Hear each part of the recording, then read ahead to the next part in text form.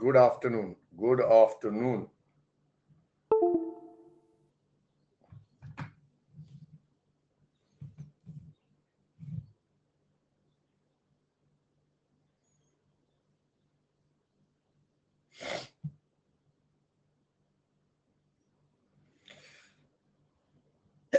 Sorry.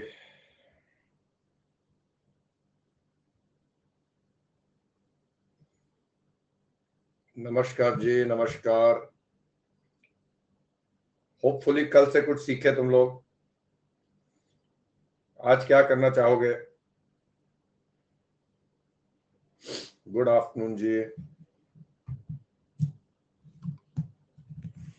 हाँ, सही बात है। चलो बुला लो एक बार सबको, फिर शुरू करते हैं।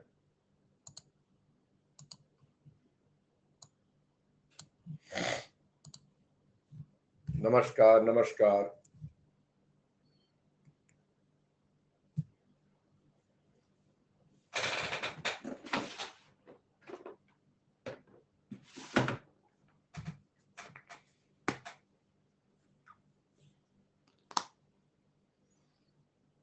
नहीं बेटा, शाम वाली मैंने क्लास का टाइम बढ़ा दिया है। 2-2 बार करने की बजाय एक ही बार करेंगे।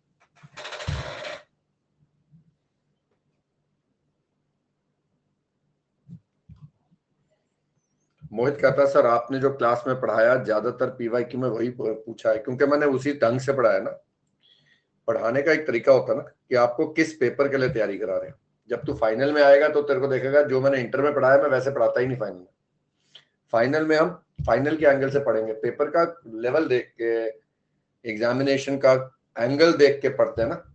मेरा एक फेवरेट है कि आप 10th में भी मैथ्स करते हैं, 8th में भी मैथ्स करते हैं, पर क्या आप 8th का मैथ्स करके 10th का पेपर दे सकते हैं?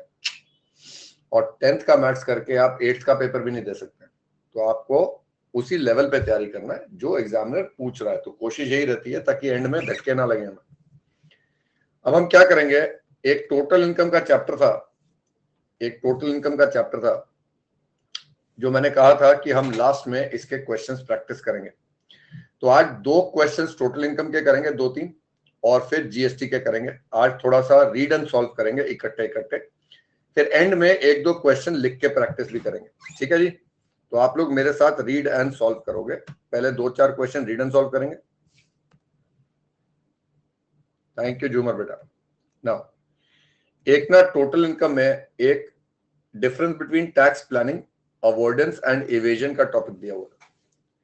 सारे कोर्स में मैंने यही करवाया। प्लानिंग का मतलब होता है कि आप अपना टैक्स लायबिलिटी कम कर रहे हैं with in the legal framework provided by the income tax act.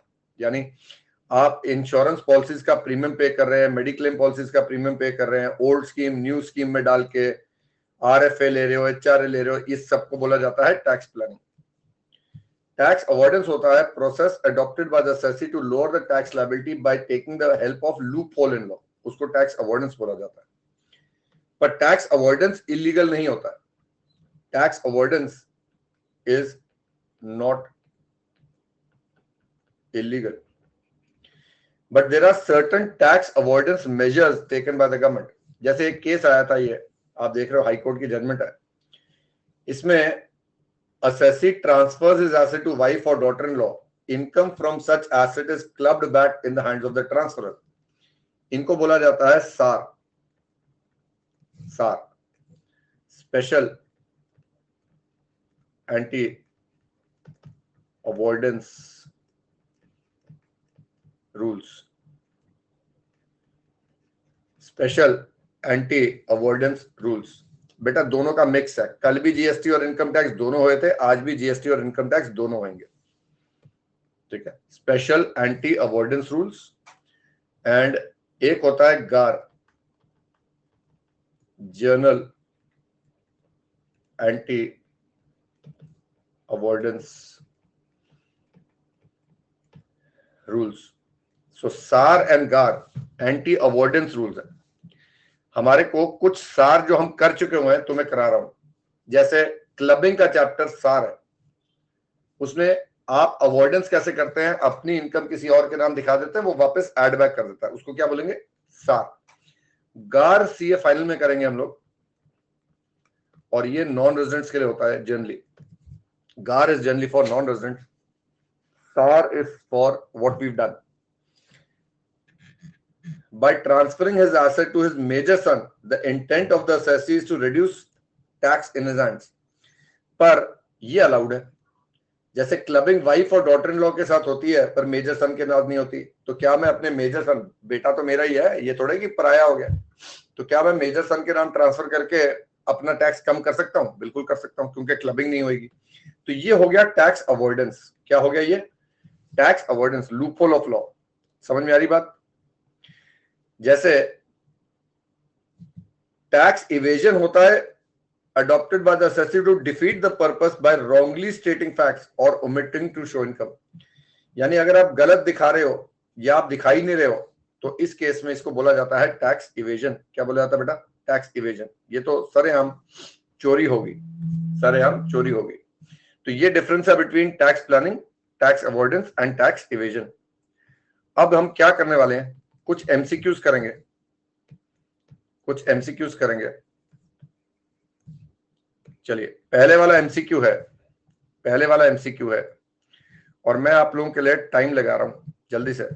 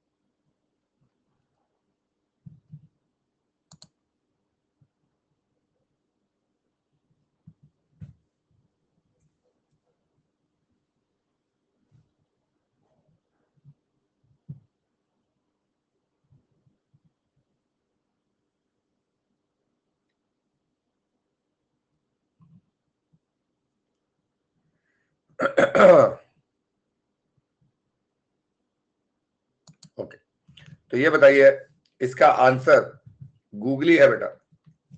यहां लिख दिया कैश, तो आपको ये कैश पढ़ना जरूरी है और आपको याद होना चाहिए एटीजी कैश के लिए नहीं मिलता है. ATG is not available for cash. तो आंसर मेरा आ रहा है सी. समझ में आ गया सबको? ठीक है. Now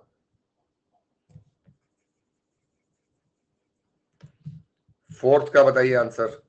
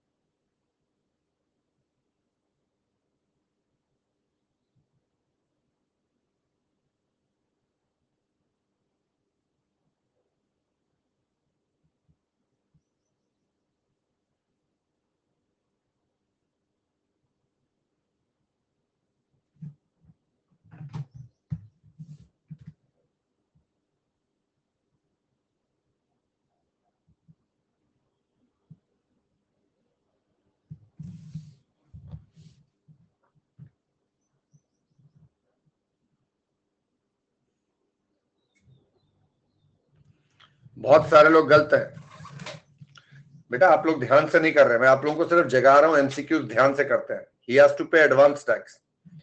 An individual resident age 62 years having only income from capital gain, senior citizen है बेटा. सीनियर सिटीजन को एडवांस टैक्स नहीं देना होता अगर बिजनेस नहीं होती. तो एक तो ये गूगली आ गई. Resident income only having income from other sources, यानी इसका टैक्स कम होगा, 10,000 से कम होगा, नील होगा. अब प्राइवेट कंपनी ऑब्वियसली इसके ऊपर अगर मैं 25% भी लगा दूंगा तो ये टैक्स ज्यादा हो जाएगा 10,000 से.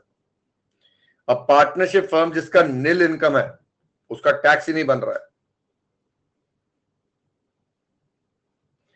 और HUF having estimated total income of 6 lakh, इसका टैक्स बनेगा. सो आंसर आना चाहिए 3 और 5, यानी सी आंसर है मेरा. नहीं भूल नहीं सकते बेटा, अभी पेपर का टाइम आ रहा है, आप लोगों को जगा रहा हूं मैं.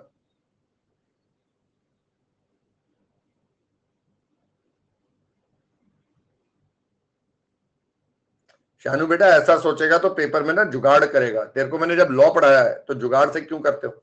जुगाड़ वो बच्चा करता है जिसको लॉ आता नहीं है. तो अगर नहीं आता तो कर ले. चलिए नाउ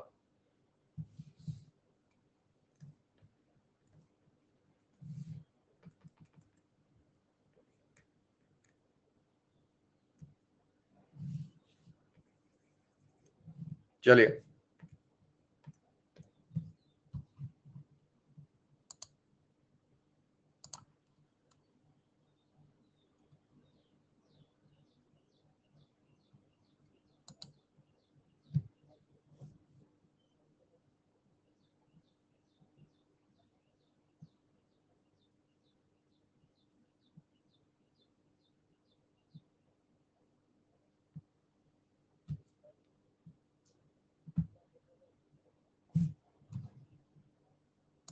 सॉरी दोबारा कर रहे हैं.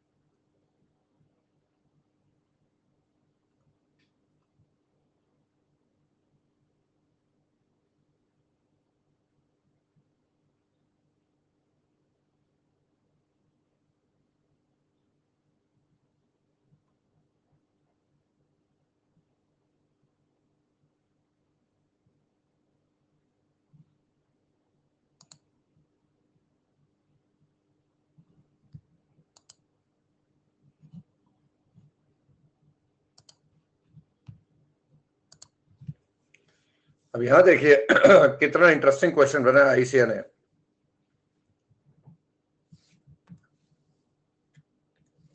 इंटरेस्टिंग क्वेश्चन क्या है?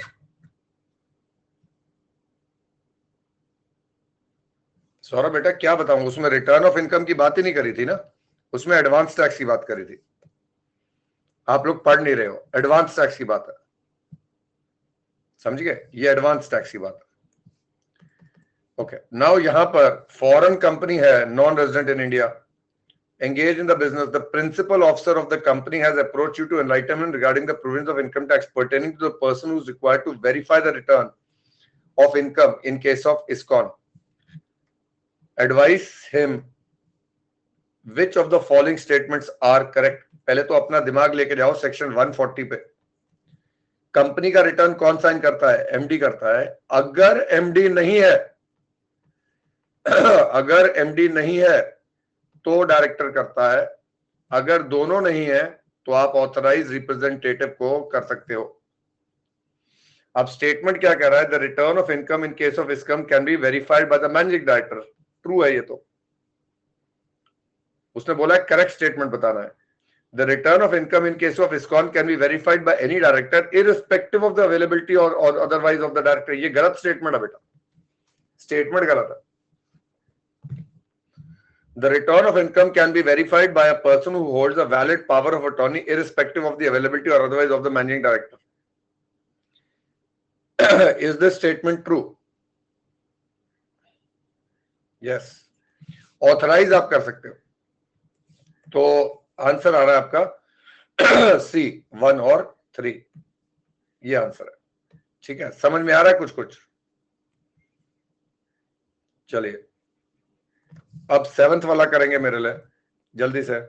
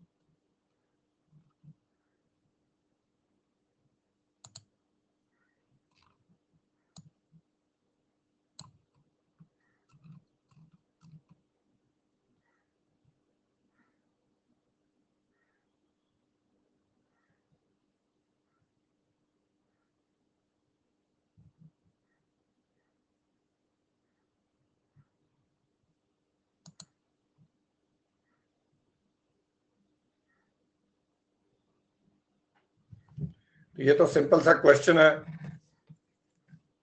नील है, क्योंकि इसका कोई बिजनेस नहीं है। ठीक है, अब मेरे पास कुछ एक एमसीक्यू थे। अगर एक ये एमसीक्यू है 12वां,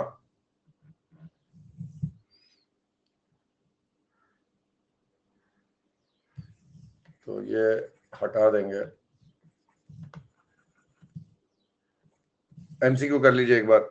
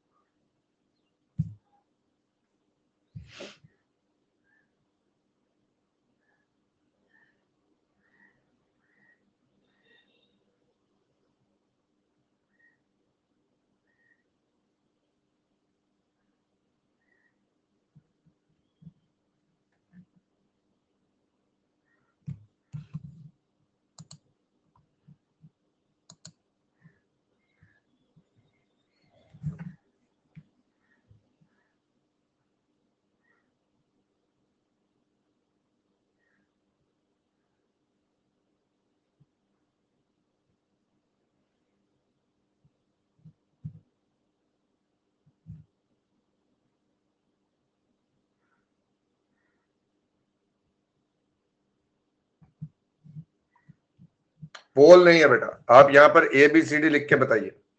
पोल नहीं है मेरे पास, पोल नहीं कर सकते बेटा, स्क्रीन शेयरिंग है, समझ लो बात को।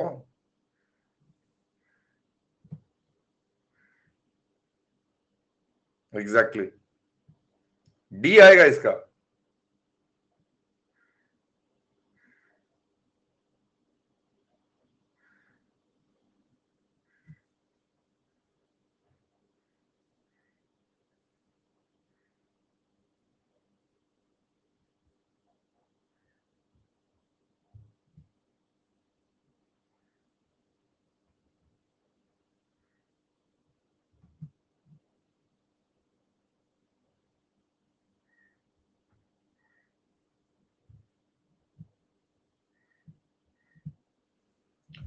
डी कैसे आ रहा है?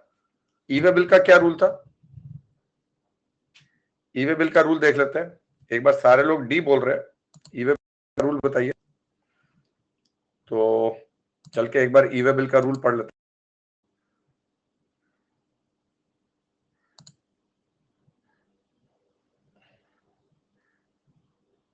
ठीक है, रिवीजन नहीं करा, डजंट मैटर, आज रिवीजन होगा शाम को। पर ई वे बिल अगर नहीं भी रिवीजन करा तो एक बार देखें तो सही ई वे बिल में था क्या। ई वे बिल पढ़ लेते हैं, उसके बाद तुम लोगों से पूछता था ई वे बिल।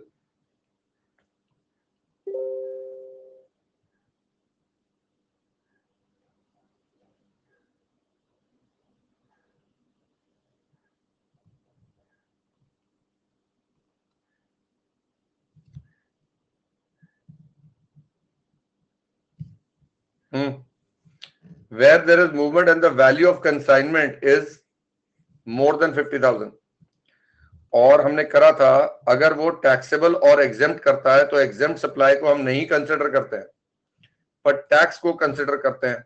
ये क्वेश्चन याद आया तुम्हें? टैक्सेबल सप्लाई लेते हैं, एग्जेम्प्ट सप्लाई नहीं लेते हैं। आईजीएसटी, एसजीएसटी, टोटल वैल्यू में हम क्या देखते हैं? हम 30,000, 10,000 को इग्नोर करेंगे तो इस केस में 42,900 आ रहा था, है ना? तो ऐसा ही एक सवाल उन्होंने भी दे दिया।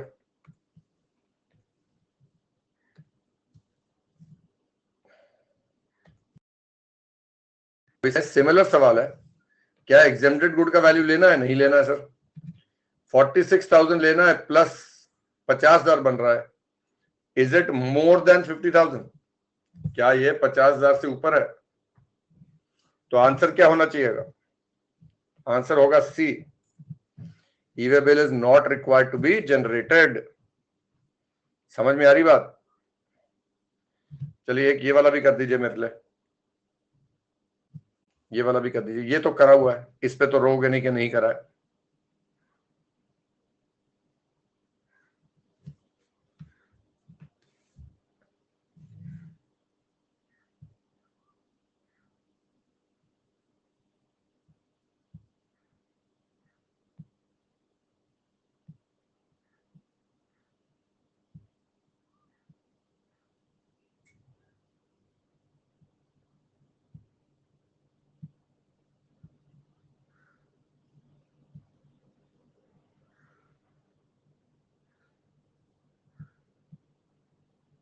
अरे पर ध्यान से पढ़ो यार, आईसीआई का पेपर है ये, तुम्हारा नहीं है, आईसीआई का पेपर है ये, ध्यान से पढ़ो।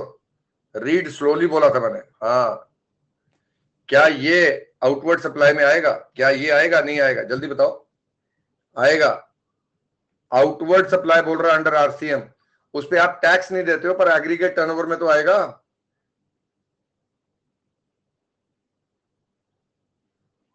सिर्फ ये नहीं आएगा, ये इनवर्ट सप्लाई है। आरसीएम पढ़ के मत एक्साइटेड हो जाया करो।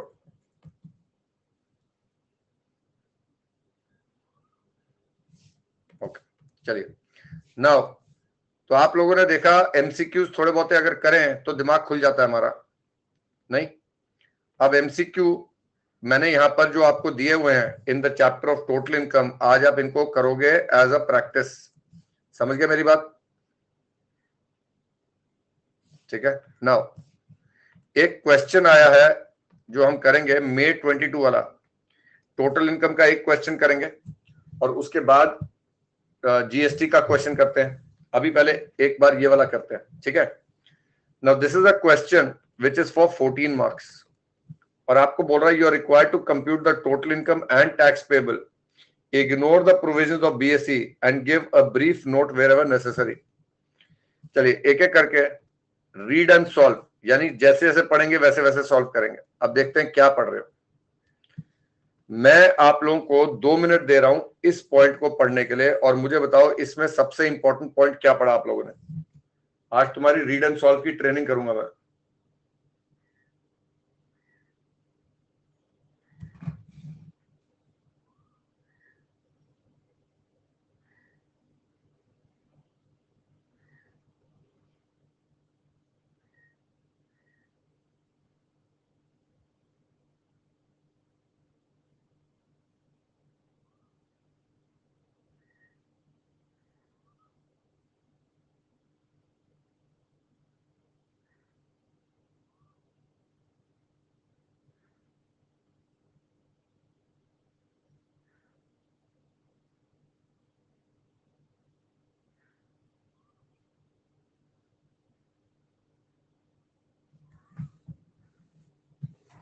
एक तो अपने को मैन्युफैक्चर समझ में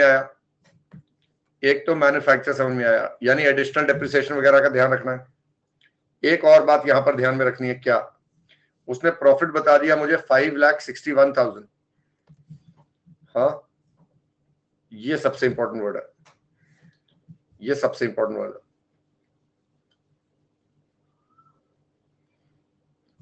रेजिडेंट है, इंडिविजुअल है, 54 इयर्स है, ये सबसे इंपॉर्टेंट वर्ड है। ये नॉट, अगर ये नहीं पढ़ा सारा आंसर गलत हो जाएगा। चलो अब आगे चलते हैं। Depreciation has not been debited to the P&L account, the details are given below. Okay, चलिए आप मेरे को डेप्रिसिएशन निकाल के बताइए फटाफट। ये पॉइंट है, 2 point. I am giving you exactly 1 minute to read this and tell me what is the depreciation.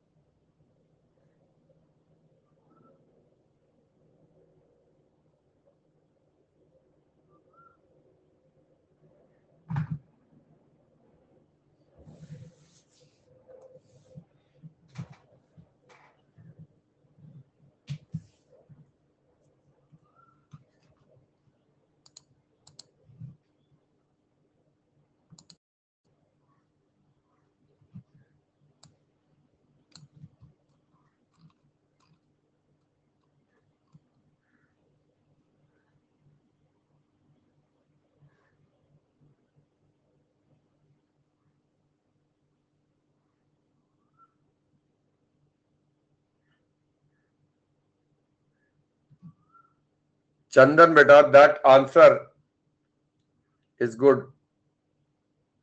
168750 जो लोग निकाल रहे हैं, आप लोगों ने ये वाला पॉइंट पढ़ा है? सेकंड वाला, सीधा फर्स्ट पॉइंट नहीं, तभी मैंने 2 टिक करे, है ना? 2 पॉइंट बोले मैंने।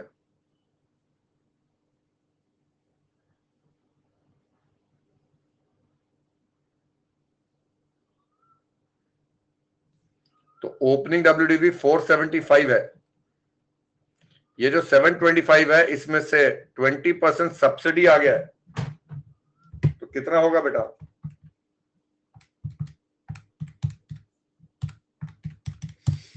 5,76,000 पे आप लेंगे तो 5,76,000 आएगा। करिए 475 प्लस 5,76,000 माइनस 75,000, कितना आ गया? 9,76,000। अब निकालो जरा,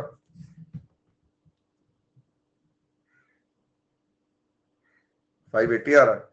मैंने क्या किया? अच्छा,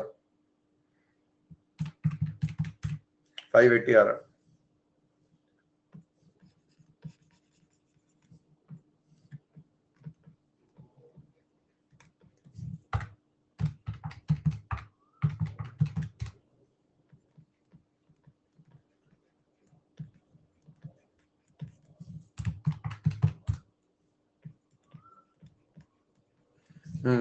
करो, कितना आया?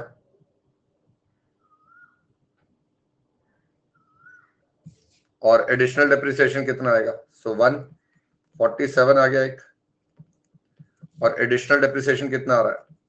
पूरा 20% मिल जाएगा। तो बेटा मैं जो बोल रहा हूं ना, ध्यान से पढ़ो, वहां पेपर में जल्दी वाली बात नहीं करनी है। मैं तो टाइम का कंस्ट्रेंट डालूंगा ही डालूंगा।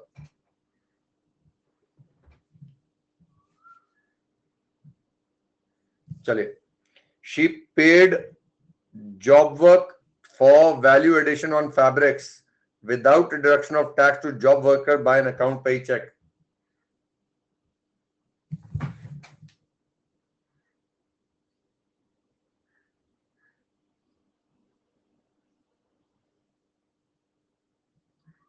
हाँ, क्या करें इसका? ओके, सीए अभी मेरे को बस बताओ करना क्या है यहां पर, मैं क्या करूं, बस इतना बताओ। 30-70 मत बताओ, मुझे बताओ यहां प्लस करूं माइनस करूं, क्या कितना, ये बताओ मुझे। प्लस माइनस क्या करूं यहां? कुछ नहीं करेंगे, साक्षी कहती है कुछ नहीं करेंगे, तुषार कहता है 70% माइनस करेंगे, तो आप लोग कह रहे हैं 63,000 माइनस करेंगे। सही है। अगर यहां पर किसी ने 30% एड बैक कर दिया, क्या उसका आंसर गलत हो गया लॉ सही होते होते भी? तो मैंने क्या बोला था, सबसे इंपॉर्टेंट वर्ड क्या है ये? नॉट।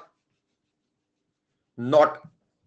तो पेपर में ना जरा ध्यान रखना, क्योंकि आती हुई चीज गलत करना क्रिमिनल ऑफेंस है। तो जिन लोगों को यहां जल्दी था ना 30% एड बैक कर दो, डिसअलाउ कर दो, रुको, फोकस करो बच्चों, तभी प्रैक्टिस सेशंस रख रहे हैं हम, प्रैक्टिस कर रहे हैं। चलिए कमीशन का बताइए क्या करना। सॉरी बच्चे, अपने आप को बोल, मैं बता रहा हूं वहां पर पेपर में गलती हो गया तो अपने आप को सॉरी बोलेंगे।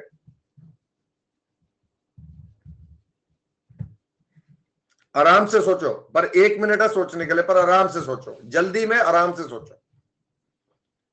बड़ी इंटरेस्टिंग सी बात है, जल्दी जल्दी में आराम आराम से सोचो।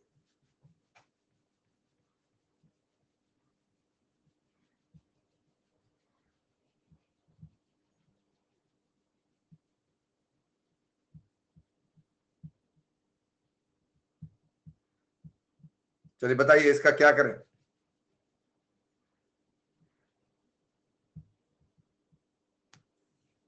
बिल्कुल सही जवाब, रिकवरी ऑफ डिडक्शन 41(1) में आता ही है, पहले का भी डिडक्शन मिला और बाद में रिकवर हो गया तो ऐड कर देंगे। बिल्कुल सही चल रहे हो, वेरी नाइस। ये बताओ 25,000 paid to creditor for goods in cash. ए पवन कुमार,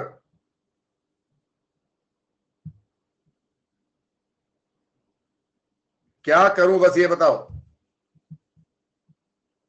नथिंग। क्यों सर? सर नॉट कंसिडर्ड, कुछ नहीं करेंगे। डिसअलाउड तो है पर अलाउ ही नहीं करा, तो क्या करें, कुछ भी नहीं करा। चलो समझ में आ रही बात कि वो नॉट कितना इंपॉर्टेंट हो गया था। चलिए ये 6th वाला पॉइंट बताइए जरा।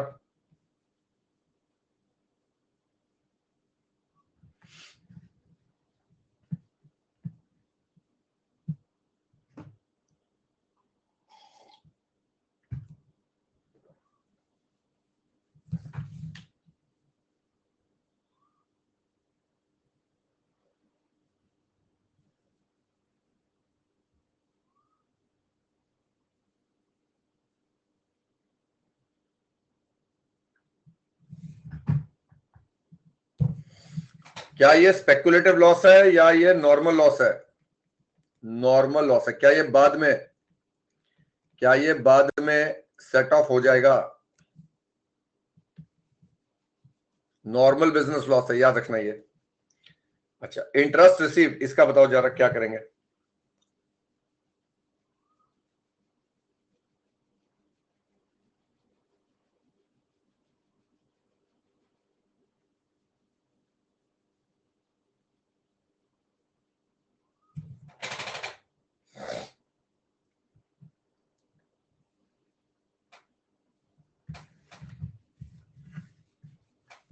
बता बेटा यहां क्या करूं, ऐड माइनस क्या करूं, बस इतना बता दे। मोहित ऐड बैक 12%, सही चल रहा बेटा तू भी। मोहित बच्चा तेरे को बात समझ में ना आ रही है जो मैंने ऊपर लिखा नॉट कंसिडर्ड वाली? हाँ मोहित बच्चे, कितनी बार बोलूंगा? नो नो बेटा, नॉट टू मी। एक होता है बच्चे को एक बार समझ में ना आए, ये सीए का पेपर है, याद रखना हर बंदे के बस की बात नहीं है। तो अगर तुम्हारे से नहीं हो रहा तो तुम्हारा नुकसान है, बाकी कर जाएंगे। मैं एज ए टीचर सबके लिए फील करता हूं, तो मेरी डांट पड़े ना तो थोड़ा सा जाग जाओ, क्योंकि वो पेपर आने वाला है और वो तुम्हारे के साथ कोई रियायत नहीं करेगा। It will be a very harsh paper. जब ऊपर तुली सर 4 बार बोल चुके हैं नॉट कंसिडर्ड नॉट कंसिडर्ड, उसके बाद नहीं सुन रहे हो यार तुम लोग। चलिए क्या करूं इसका ये बताइए।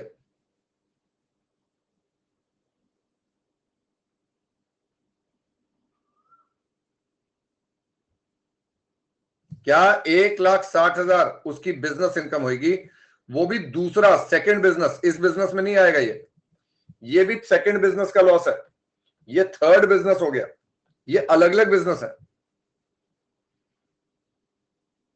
अब बोलेंगे सर 160 कैसे आया? अरे 12% वाला होता है ना भाई, जितना फर्म को डिडक्शन मिलेगा 40B में उतना ही तो पार्टनर के हाथ में टैक्सेबल होगा। हाँ, तो अगर 2 लाख का उन्होंने डिडक्शन लिया पर उनको मिला कितना होगा? 12%। तो 12% कितना होगा? 160। अब ये मत पूछना कैसे आया, 2 लाख डिवाइड बाय 15 इंटू 12। तो आप देखो बच्चों वो पेपर क्या क्या टेस्ट कर रहा है, और ये मई 22 का पेपर है, मई 22 अभी आया हुआ है, साल हुआ। चलिए 8 पॉइंट।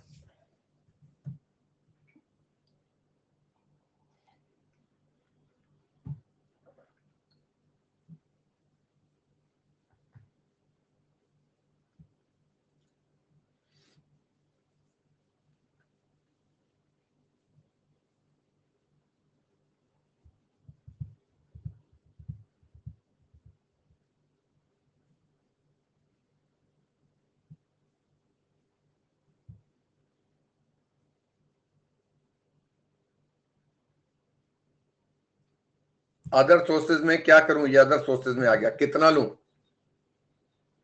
61,500। ये कहां से आ रहा बेटा तेरा? अभी बेटा क्या कर रहा है आज? 65,000 पूरा टैक्सेबल हो जाता है इंक्लूडिंग इंटरेस्ट। तुम्हें एटीसी में करवाया था, pre mature withdrawal is fully taxable. चलो अगला 9th करिए, 9th।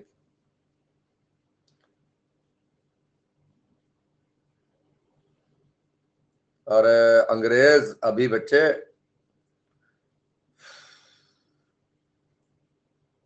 ये टाइम डिपॉजिट है, वो सेविंग्स डिपॉजिट वाला होता है एग्जेम्पशन। मतलब थोड़ा बहुत याद होगा तो कैसे चलेंगे बेटा, सेविंग्स अकाउंट होता है ये टाइम डिपॉजिट है, एफडी है ये। लिखने से पहले 2 बार सोच, बाकियों को भी कंफ्यूज कर रहा है। चलिए अगला वाला करके बताइए मुझे क्या करेंगे इसका। क्या ये कैपिटल गेन्स की इनकम आ गई मेरी?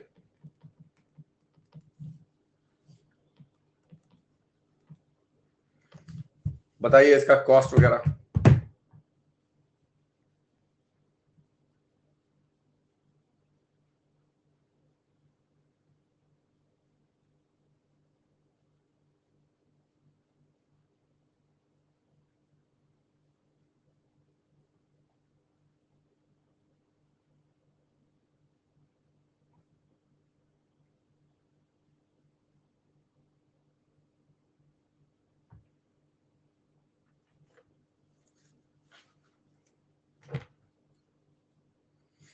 इंडेक्स कॉस्ट कैसे निकालोगे?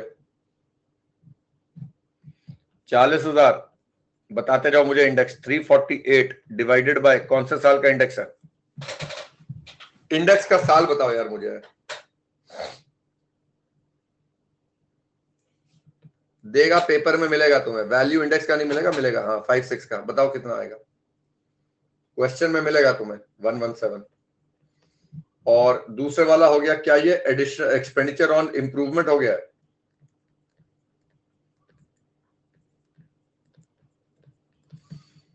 चलो बताओ जरा।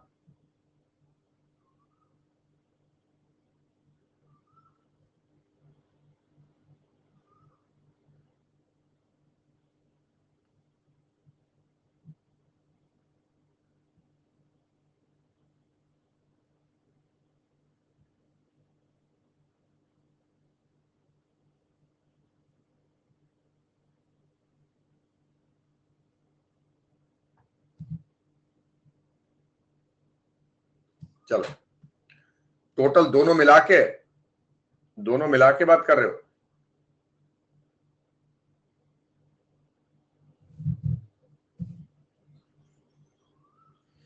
सो 254019 लॉन्ग टर्म कैपिटल गेन आ गया अपना।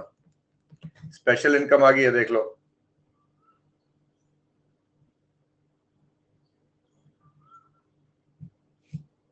ओके, चलो आगे।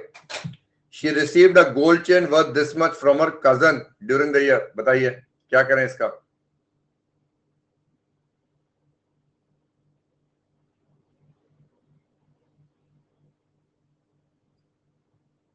अदर सोर्सेस, कजन है, रिलेटिव नहीं है। 55,000, तो क्या अदर सोर्सेस में 55,000 और ऐड हो जाएगा? Very nice. She incurred long-term loss from sale of shares of Indian company. STT paid was this much. तो ये मेरा आ गया लॉन्ग टर्म कैपिटल लॉस 75,000।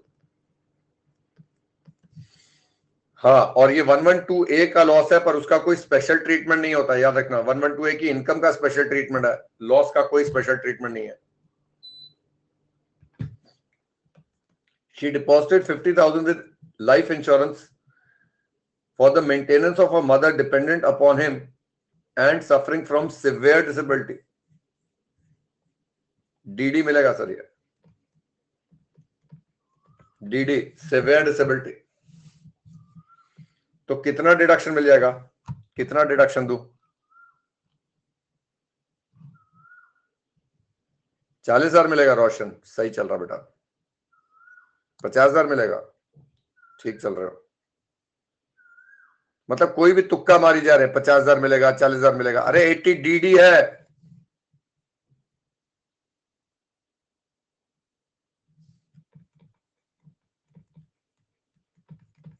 $1,25,000 मिलेगा इररिस्पेक्टिव ऑफ एक्सपेंडिचर। 2 मिनट सांस लेके आंसर देना वहां पर यार पेपर। अरे बेटा सिवियर लिख दिया ना। सिवियर का मतलब 80,000 से 80% से ज्यादा ही होता है। सिवियर का मतलब ही वो होता है। इस पॉइंट का क्या करें? ये जो लास्ट पॉइंट है इसका क्या करें?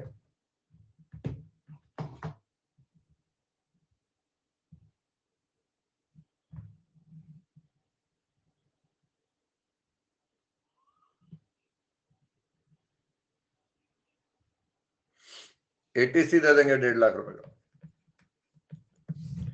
अब मुझे बताओ, ये क्वेश्चन को जब हम सॉल्व करेंगे पेपर में, क्या वहां पर हमारी जितनी नॉलेज है और जितना हमारा कैरेक्टर है सब टेस्ट होने वाला है?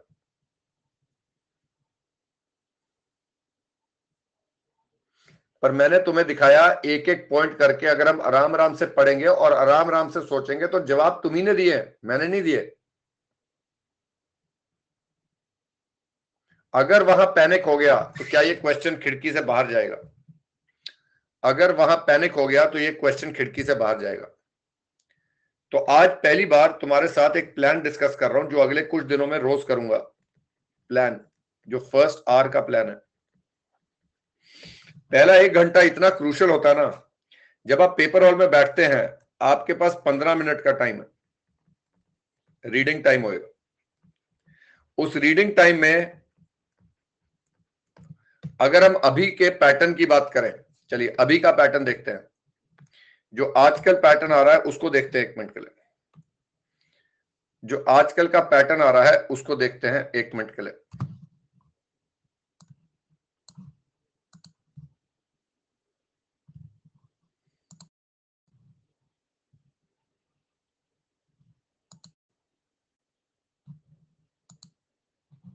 चलिए, ये मई 23 का पेपर है।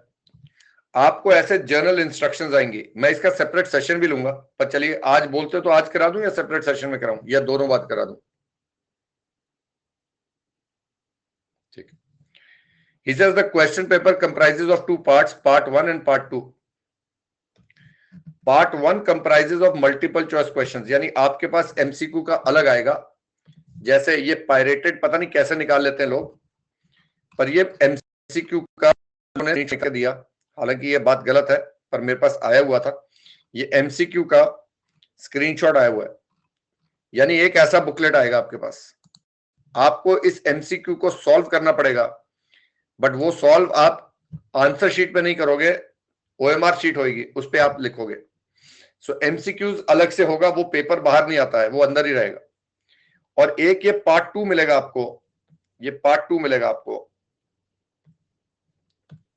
Part 2 comprises of questions with required descriptor. ये जो हम बात कर रहे हैं ये पार्ट 2 है paper.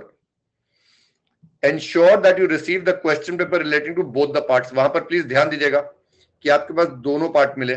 If you have not received both, bring it to the notice of the invigilator. सब कुछ लिखा हुआ है.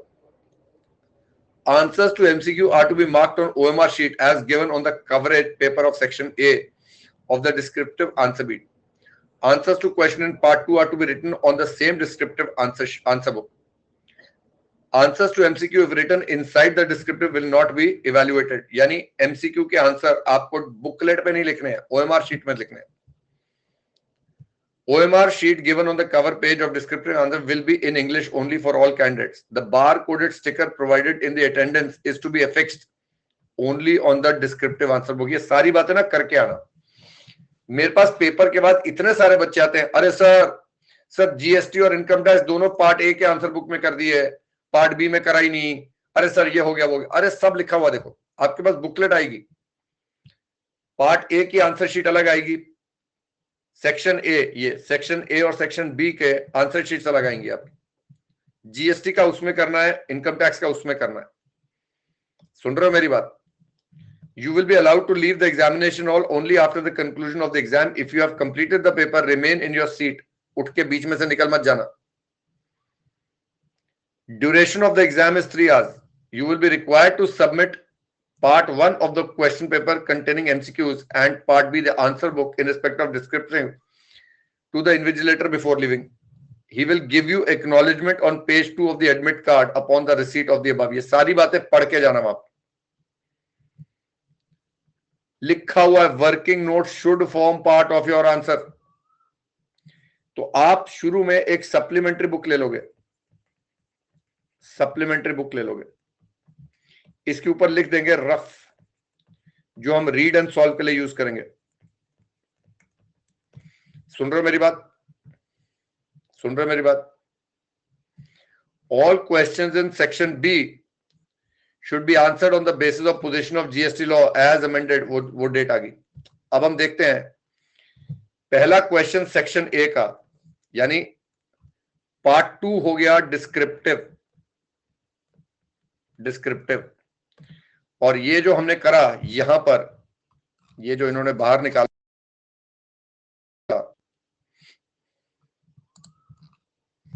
ये पार्ट 1 है. सुन रहे हो मेरी बात? पार्ट 1 है. ठीक, दिख गया सबको? अब लिखते जाओ जरा. क्वेश्चन 1 कितने मार्क्स का है? क्वेश्चन 1 कितने मार्क्स का है? 14 मार्क्स. तो अगर आज का मैं पैटर्न देखूं एग्जाम का, सो इनकम टैक्स में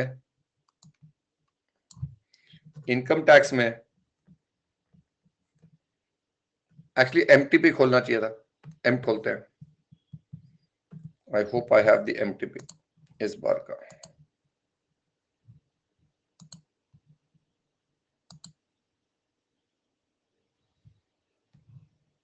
मेरे पास एमटीपी नहीं है. चलिए उसको मैं खोलूंगा.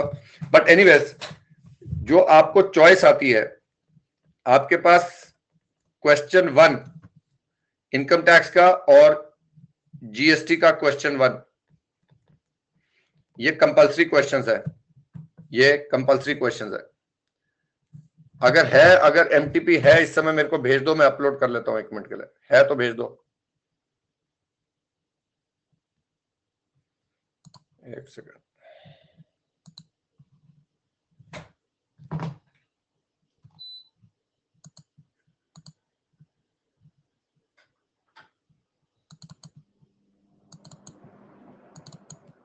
मैंने प्लान नहीं करा था ना इसको, ये तो चलो बीच बीच में बात ही आ गई, पर अब उठ के ये तो कर ही लेते हैं इसको.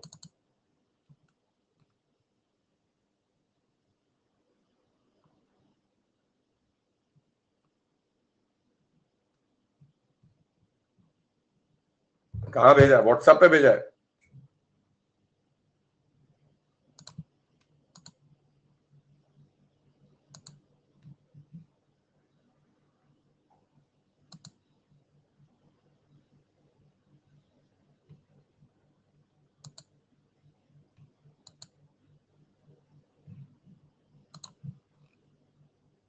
टेलीग्राम पे.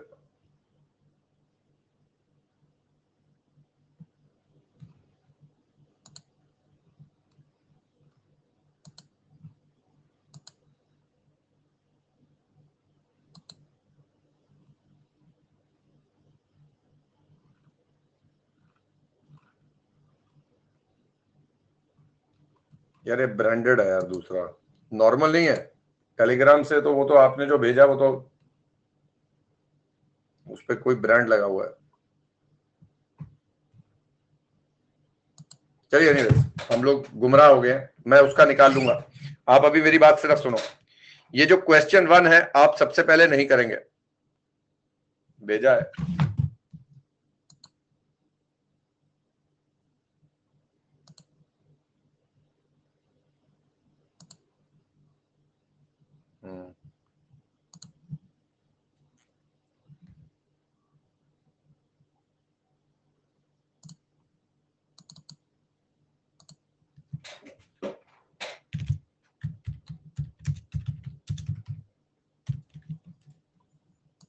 मिल गया।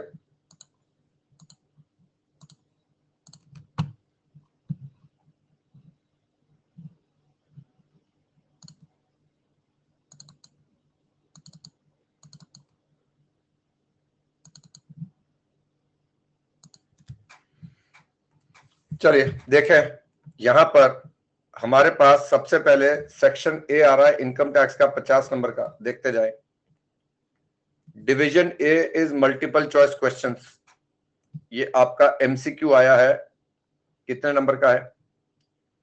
पहले वाले में उसने पैराग्राफ दिया और 1 2 3 दे रहा है, 6 नंबर का क्वेश्चन नंबर 1 आ रहा है एमसीक्यू का, 6 नंबर का। क्वेश्चन नंबर 2 मेरे नाम पे ही बना दिए क्वेश्चन, इनको पता नहीं कैसे पता चला, तो इन्होंने दूसरा बनाया फिर से 6 नंबर का। और एक तीसरा क्वेश्चन आया 2 नंबर का और 1 नंबर का, तो 6 + 6 + 2 + 1 कितना हो गया बेटा? ये 15 नंबर के क्या आ रहे हैं? एमसीक्यू। एमसीक्यू ठीक है। उसके बाद डिस्क्रिप्टिव क्वेश्चन शुरू हो गया। Descriptive question, answer any 2 questions from the remaining 3। ये ध्यान दो जरा, यानी हमारे पास जो रीडिंग टाइम होगा उसमें हम सिर्फ ये देखेंगे कि हमने answer 2 from remaining 3, question number 1 is compulsory. तो जो रीडिंग टाइम है उसमें आप क्वेश्चन 1 तो देखोगे ही नहीं, उसको पढ़ने की टाइम भी नहीं है तुम्हारे पास। तुमने सिर्फ क्या डिसाइड करना है कि क्वेश्चन 2 जो है या 3 जो है या 4 है। क्वेश्चन 2 कितने नंबर का है? 10 नंबर का। क्वेश्चन 3 का ए पार्ट भी है, ए पार्ट भी है और बी पार्ट भी है 10 नंबर का, और 4 का ए पार्ट भी है और बी पार्ट भी है, और यहां पर बी पार्ट के अंदर इंटरनल चॉइस दे दी है ये फिर भी 10 नंबर का। यानी हम अगर देखें, हमारे पास इनकम टैक्स का उसने क्या किया है? एमसीक्यू दिया है 15 नंबर का, क्वेश्चन 1 दिया है 15 नंबर का, और 2 3 और 4 में से आपको 2 करने हैं 10-10 नंबर के, और यहां पर भी कितने हो गए? ये 50 नंबर। और एमसीक्यू इस बार उन्होंने 4 दिए हैं, यानी 6 + 6 12 + 14 और 1 15, which is a good thing. एक बड़ा एमसीक्यू से छोटे वाले 2-3 एमसीक्यू अच्छे रहते हैं, 3 केस स्टडी सिनेरियो होते हैं। अब यहां पर जीएसटी में क्या आ रहा है? टोटल मल्टीपल चॉइस क्वेश्चन, क्या ये भी 15 नंबर का डाल दिया है? अब यहां देखे क्या किया इसने, यहां सीधा एक क्वेश्चन 12 नंबर का डाल दिया, एक ही क्वेश्चन 2 और 1, यानी कोई पैटर्न फॉलो नहीं कर रहे हैं। विच मीन जीएसटी में भी एमसीक्यू आपका 15 नंबर का आ रहा है, पर यहां 12 + 2 + 1 डाला है। सो वहां कोई पैटर्न नहीं है कि आपके 3 आएंगे या 2 आएंगे, हो सकता है 1 ही आए, हो सकता है 2 आए, हो सकता है 3 आए। उसके बाद उसने वही पहला वाला question, question number 1 is compulsory 2 out of the remaining 3, same pattern है। ये बड़ा क्वेश्चन है, आप लोग देख रहे हो, और इस क्वेश्चन के लिए 10 नंबर है। इसका बी पार्ट है 5 मार्क का, यानी क्वेश्चन नंबर 1 जो कंपल्सरी है, अगेन क्वेश्चन नंबर 1 जो कंपल्सरी है अगेन इज 15 मार्क्स। तो ये तो 15 मार्क्स हो गए। उसके बाद हमारे पास अगेन 2 क्वेश्चन होंगे, 3 होंगे, जिनमें से 2 करने हैं 10-10 नंबर के। तो जो रीडिंग टाइम है मुझे बताओ उसमें हमें क्या चेक करना चाहिए? जो रीडिंग टाइम है उसमें हमें क्या चेक करना चाहिए? कि आप ऑप्शनल क्वेश्चन कौन सा चॉइस। सो रीडिंग टाइम जो है आप चॉइस के लिए देखेंगे भी 2, 3, 4 में से मेरे को 10-10 समझ में आ गया। और रीडिंग टाइम में कैसे देखते हैं, आप क्वेश्चन पूरा नहीं पढ़ते, आप देखते हैं कौन से टॉपिक से आया, मोटा मोटा मोटा देखेंगे, अरे ये हो जाएगा या नहीं होगा, ये हो जाएगा नहीं होगा, अपने लिए डिफिकल्टी लेवल मार्क कर लो वहां पर क्वेश्चन के पहले, डिटेल में तो बाद में पढ़ेंगे, है ना। नाउ पहले 1 घंटे में क्या करना चाहिए, what should we do, is income tax easier और is GST easier, what should we do. Maximum marks, maximum marks. बस इतना याद रखेंगे कि ये वाला क्वेश्चन और ये वाला क्वेश्चन, ये 2 क्वेश्चन आप फर्स्ट आवर में नहीं उठाएंगे, फर्स्ट आवर में नहीं उठाएंगे।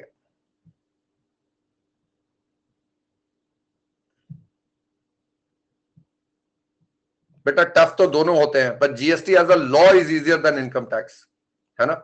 जीएसटी का कितना मुश्किल हो जाएगा। अगर मैं आपकी जगह हूंगा, if I was you, I would first start with these. मैं इनमें से 20 नंबर ढूंढूंगा कहां से मिलेंगे मेरे को।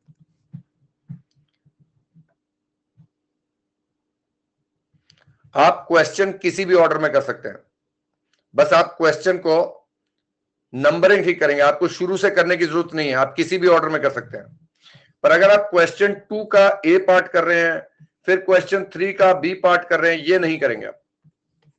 अगर क्वेश्चन 2 उठाया है तो क्वेश्चन 2 का ए और बी पार्ट इकट्ठे करेंगे आप, नहीं तो एग्जामिनर को लगता है इस बच्चे को आता जाता कुछ है नहीं, कहीं से भी कुछ कर रहा है। तो आप यहां पर क्वेश्चन 2 करिए, 4 करिए, वो ठीक है, पर दोनों के पार्ट्स खत्म कीजिए। So if I were you, 20 marks हैं, 20 मार्क्स इंटू 1.8 मिनट्स, यानी मेरे को 30 मिनट लगने चाहिए इन 2 क्वेश्चंस को करने के लिए, मुझे 30 मिनट लगने चाहिए।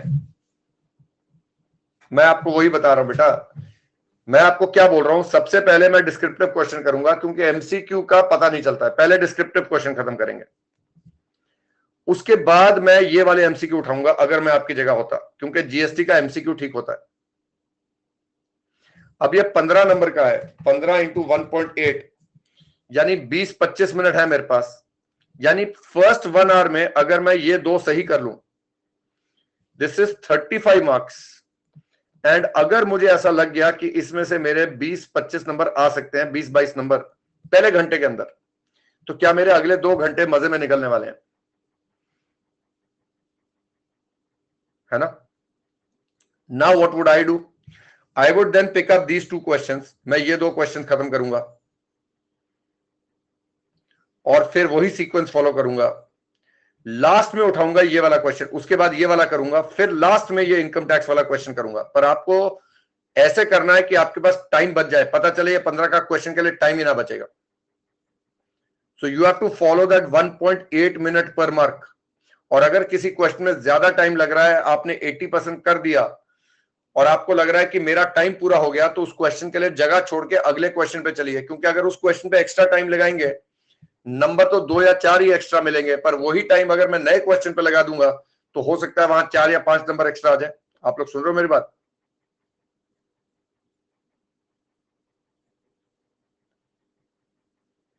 तो एक मैं पूरा सीक्वेंस 10 मिनट का वीडियो बना के दूंगा आप लोगों को यूट्यूब पे, फ्रॉम द फर्स्ट 1 आवर। पर चलो आज तुम लोगों के साथ बात भी होगी, एक बात दिमाग में क्लियर हो गया।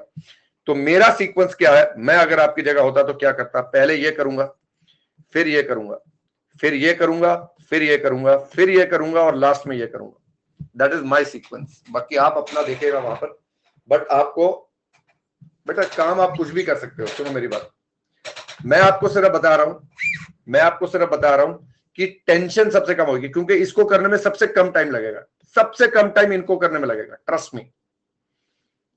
उसके बाद ये वाला क्वेश्चन औखा होता है, ये 2 औखे क्वेश्चन है, मुश्किल वाले क्वेश्चन ये 2 हैं।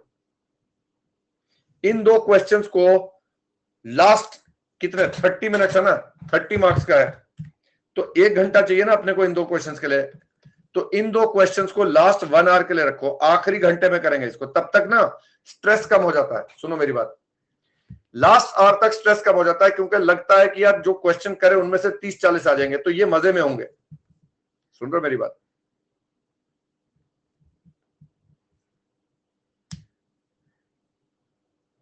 बेटा नुकसान क्या करेगा? 15 नंबर नहीं मिलेंगे, नुकसान कैसे करेगा? रह कैसे जाएगा? तू अभी सोचना कैसे शुरू कर रहा है कि रह जाएगा? पता नहीं कैसे सोचते हो तुम लोग। मैं आप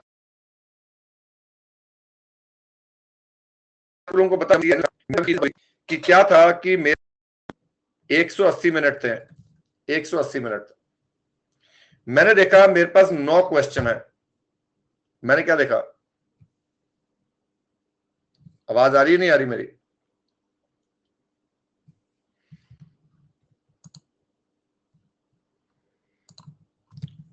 मैंने ना सीए फाइनल का लॉ का पेपर था, आई स्टिल रिमेंबर दिस। बताऊं मेरे साथ क्या हुआ?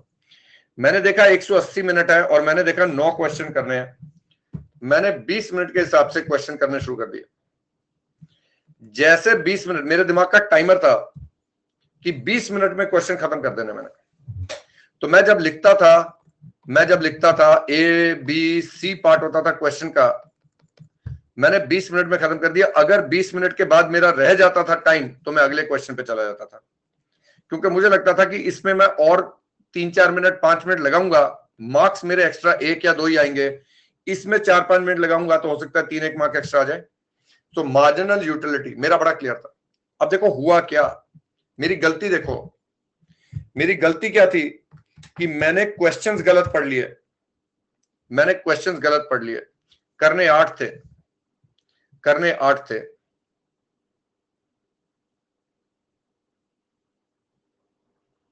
तो क्या हुआ होगा?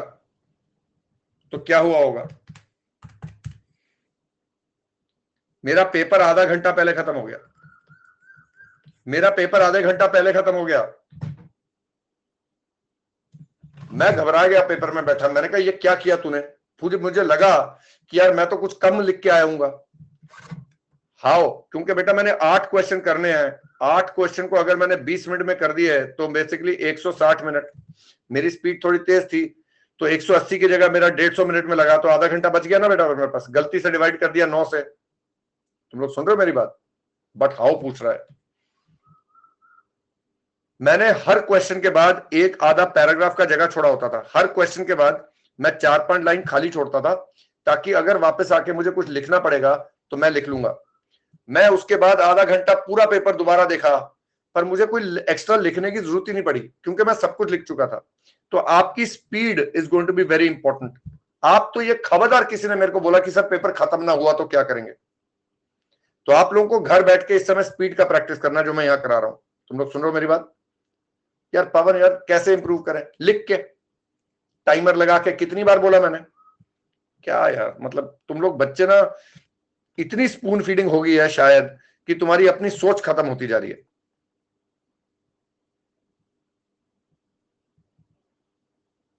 ये देखो, हमें बेटा तो अलग अलग आंसर शीट में छोड़ रहे हो ना, क्या करेगा ये सीए? चलिए आइए, अब एक काम करते हैं, एक क्वेश्चन और करते हैं। आओ जरा मेरे साथ, एक क्वेश्चन मेरे को और कराना है।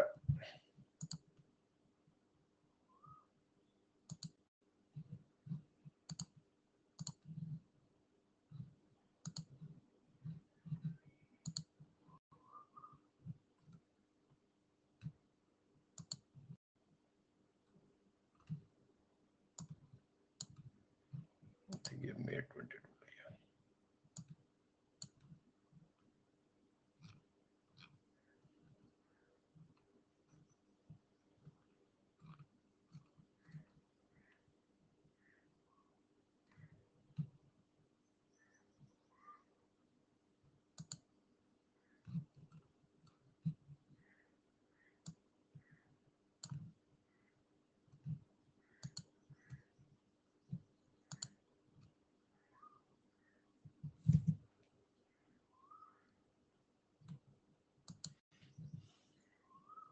ये वाला क्वेश्चन है। अब ये 6 नंबर का सवाल है, आपके पास 12 मिनट है। चलिए फटाफट इसका प्रेजेंटेशन करो और फिर आंसर शीट्स आप लोग डाउट सेक्शन में डाल सकते हो, नहीं डाल सकते हो, ताकि मैं उनको चेक कर सकूं। 3-4 को कर लोगे? चलिए मैं टाइमर स्टार्ट कर रहा हूं। सीधा बैठ जाओ, टाइमर स्टार्ट करने लगा हूं। बता दो जब रेडी हो गए तो बता देना।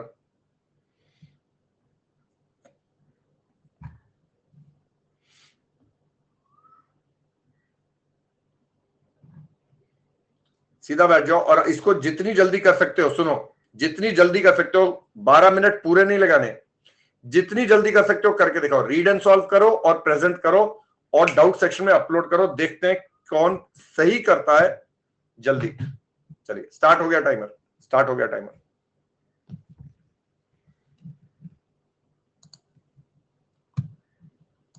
एक सेकंड होल्ड करो, मैं ना इसको, मैं टाइमर स्टॉप कर रहा हूं 2 मिनट, मैं इसको अपलोड ही कर देता हूं ताकि तुम्हारे पास सीधा सीधा स्क्रीन पे दिखेगा।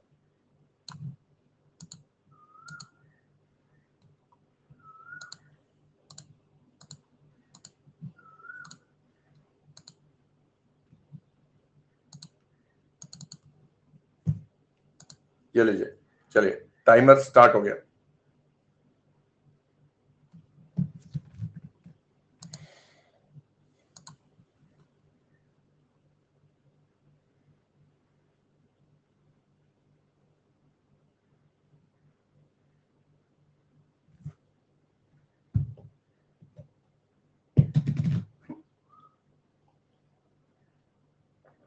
प्रॉपर प्रेजेंटेशन करना, पहले रीड एंड सॉल्व करो, 2-3 मिनट लगेंगे, फिर प्रेजेंटेशन करो, फिर अपलोड करो।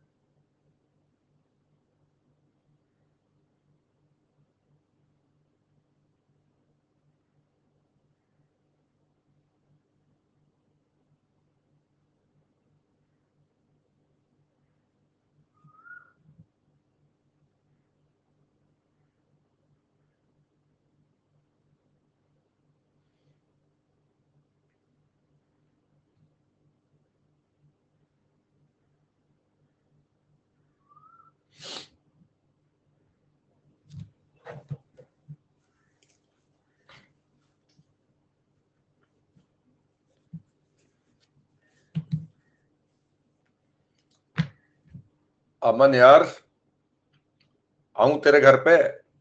भगवान किशन का देख, फोकस। पेपर में नहीं आएगा तुषार तेरे को बताने, अकेले देना पेपर, सामूहिक नहीं होता है। कहीं का शक हो जाए भी सामूहिक पेपर है, सारे मिलकर देंगे। You are fighting an individual battle in that paper hall. अपने आप को उतना सक्षम बनाओ कि किसी और की जरूरत ना पड़े। भगवान ने सबको आंखें दी हैं, सबको दिमाग दिया है, अपना इस्तेमाल करो जरा।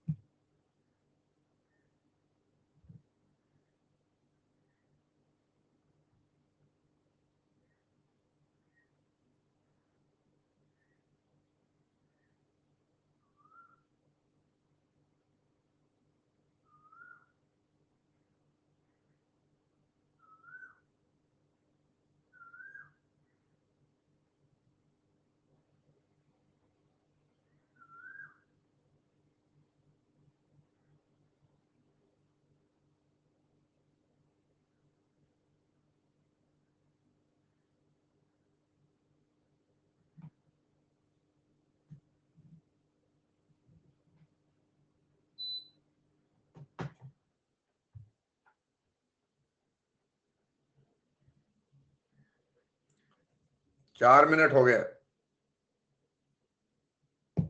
बस 4 मिनट और में खत्म हो जाना चाहिए।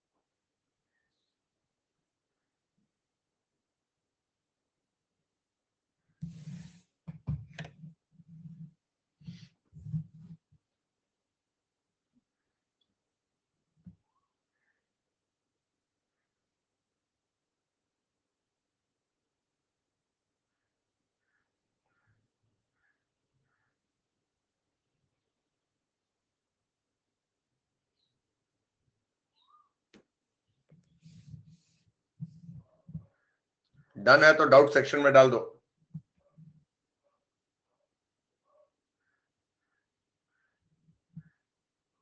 6 मिनट है, अगर डन है तो देखना, जरा ध्यान से चेक कर लेना।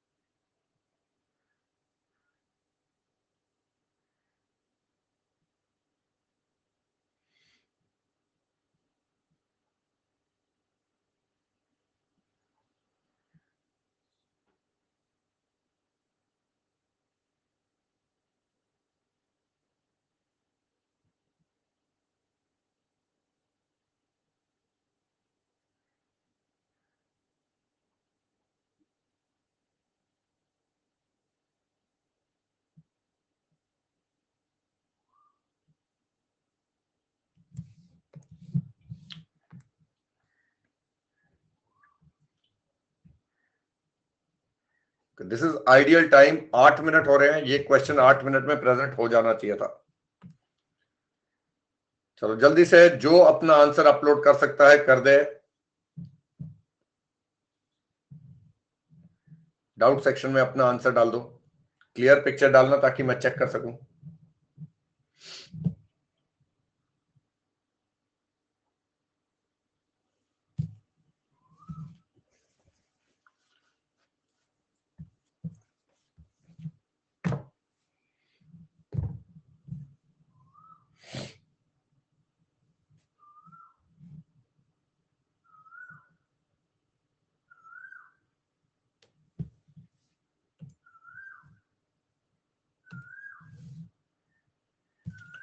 ऋषभ बेटा थोड़ा क्लियर पिक्चर डाल, पूरा उसको पेपर को ले उसमें।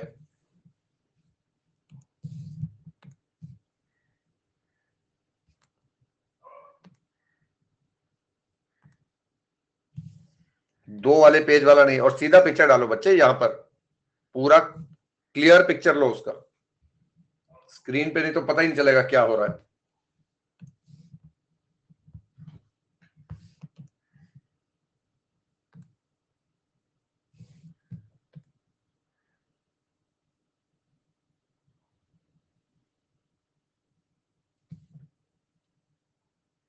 अनीश उसका अगेन क्लोजअप करके डाल बच्चे, पूरा पूरा पूरा लो ताकि स्क्रीन में पूरा पूरा आए। चलिए बाकी सबके लिए टाइमर का 9:30 हो रहे हैं, 10 मिनट। इससे ज्यादा टाइम बेटा वहां लगाओगे इस क्वेश्चन को तो पेपर कंप्लीट नहीं होगा। इस क्वेश्चन के लिए हमारे पास 8 मिनट है, 12 नहीं है। हमें टाइम बचाना पड़ेगा ऐसे क्वेश्चंस में। तो चलिए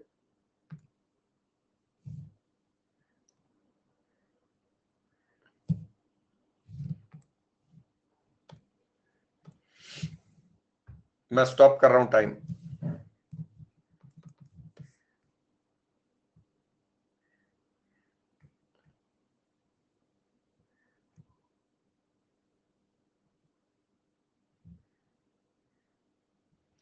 please send me a clear picture, otherwise I can not check it.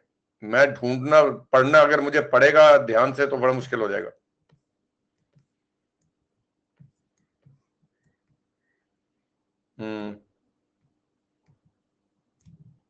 बताओ, पता नहीं क्या खिचड़ी पकाई हुई है ये।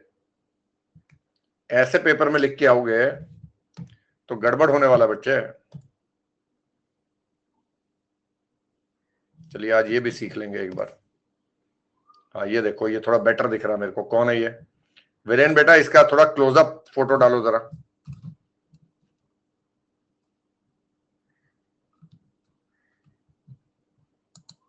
ये पढ़ा नहीं जा रहा, आप देख रहे हो?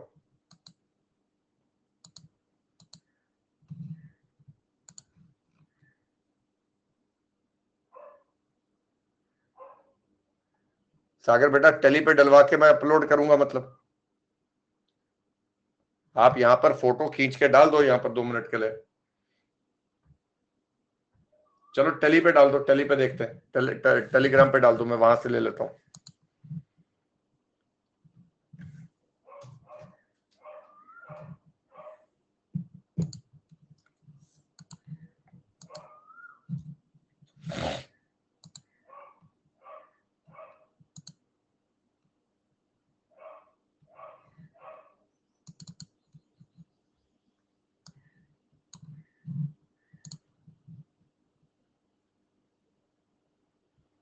चलो आप टेलीग्राम पे डाल दो, जल्दी डालो यार।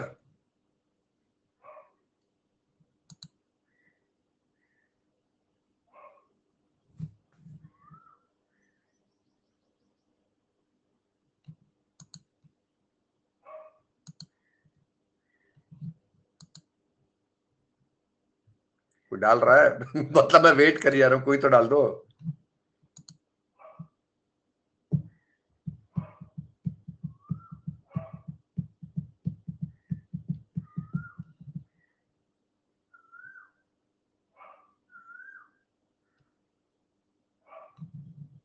अरे पर्सनल भेजो बेटा मेरे को, डाउट इन जीएसटी में मत डालो, पर्सनल भेजो, पर्सनल भेजो।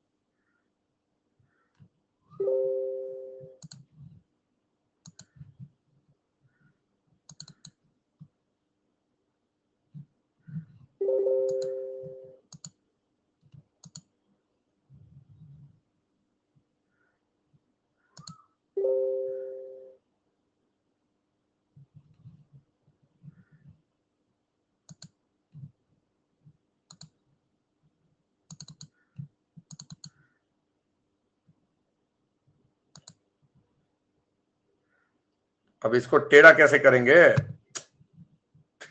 सही है, सही है।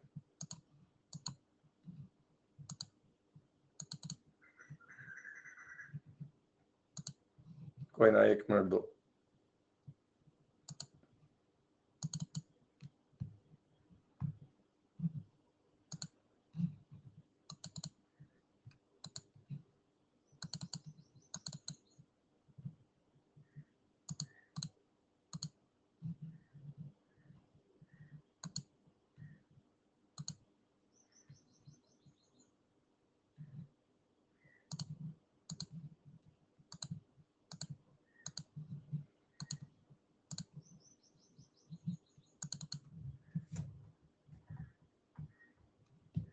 चलिए, फाइनली एक आंसर तो मिला मेरे को।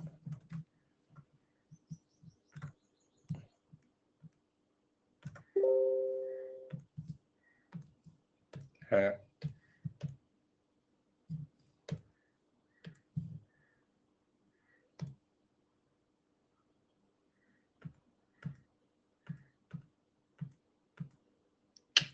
टेढ़ा नहीं, वो टेढ़ा ही आ रहा है भाई। सीधी करके भेजो, ऐसे नहीं हो रहा है। हाँ, अब ठीक है।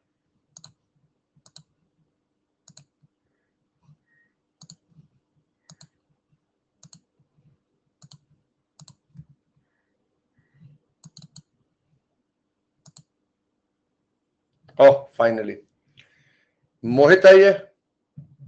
मोहित, पहली बात, प्रेजेंटेशन के लिए स्टार मिलेगा तेरे को। प्रेजेंटेशन के लिए तो स्टार मिलेगा, बट एक बात याद रखना, पेपर में ये लाइनें जो ड्रॉ करेगा ये पेन से होंगी, एक ही कलर का पेन होगा, black colour. But I am glad you use the lines with a scale, which is very good. अब यहां पर बाकी लोगों का देखो, उतने ही टाइम में आप मेरे को ये दे रहे हो, अरे स्केल यूज कर लो यार। और आप ये देखो, ये दे रहे हो। आप इसको देखो, इसको पढ़ने में और इसको पढ़ने में क्या फर्क है? खुद देख के बता दो। नो पेंसिल क्या थी? Only black colour pen, only black colour pen, नहीं ब्लैक कलर पेन। क्या दोनों को पढ़ने में फर्क है? Okay, what would I do? Mohit, जो क्या है कंसिडरेशन, अंडरलाइन करो। जो मेन अमाउंट है, amount received as honorarium, underline करो। एज हायरिंग चार्ज, अंडरलाइन करो, अंडरलाइन करो, अंडरलाइन करो, ताकि दूर से दिख जाए कि भाई आप कौन सा पॉइंट कराने जा रहे हो। क्या तेरा आंसर हल्का सा बेटर दिखना शुरू हो गया मेरे को? और मोहित, ये तूने 6 मिनट में करा, मतलब ये 8 मिनट में ही करा है पूरा क्वेश्चन? खुद करा 8 मिनट में? सच्ची बता, अभी के अभी करा है? हाँ, तो आपको यही बता रहा हूं, कंपटीशन इसी को बोलते हैं बेटा। सो आई एम सो सॉरी बच्चों, पर life is all about competition. Life is all about competition. तो आप थोड़ा सा ध्यान दीजिए, कंपटीशन इसी को बोलते हैं कि अगर आपसे नहीं हो रहा, कोई और कर जाएगा, कोई और कर जाएगा। तो जरा स्पीड पे ध्यान दीजिए। अब वो कह रहा है कि यहां उसने मुझे बता दिया क्या, और यहां बता रहा है क्यों। तो पढ़ लेते हैं। Security and housekeeping services provided to Holy Foundation as education providing service by way of outside the school premises, 60,000। बेटा ये तू दो दो बार कर रहा है मोहित। ये चीज यहां अलग से लिखने के लिए तेरे पास, चलो तेरी राइटिंग स्पीड तेज है, पर यहां दो दो बार लिखने का जरूरत नहीं है। यहीं लिख दे, इज एग्जेम्प्ट अंडर सेक्शन 11। बहुत था, ये लिखने का जरूरत नहीं है आपको, ठीक है? नॉट एग्जेम्प्ट है या एग्जेम्प्ट है? Not exempt, sorry, is not exempt, my fault, is not exempt under section 11, ठीक है? फिर दूसरे वाला पार्ट क्या आ रहा है आपका? Amount received on to debate is taxable, is taxable. यहीं लिखो बेटा, बारी बारी, इतना टाइम नहीं है तेरे पास, पता नहीं इतना टाइम कैसे मिल गया, बट यहीं लिख देना है, अलग अलग नहीं लिखना है।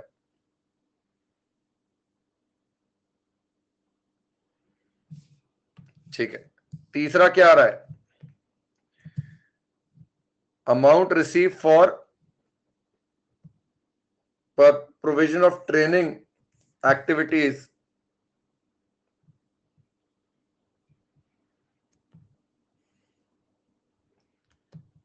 Is liable to pay GST. बताओ जरा, ये ट्रेनिंग वाली लायबल होती है या एग्जेम्प्ट होती है?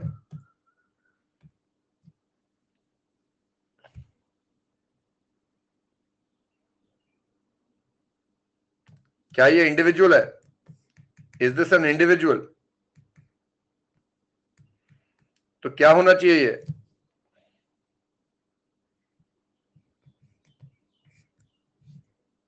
एग्जेम्प्ट होगा। ये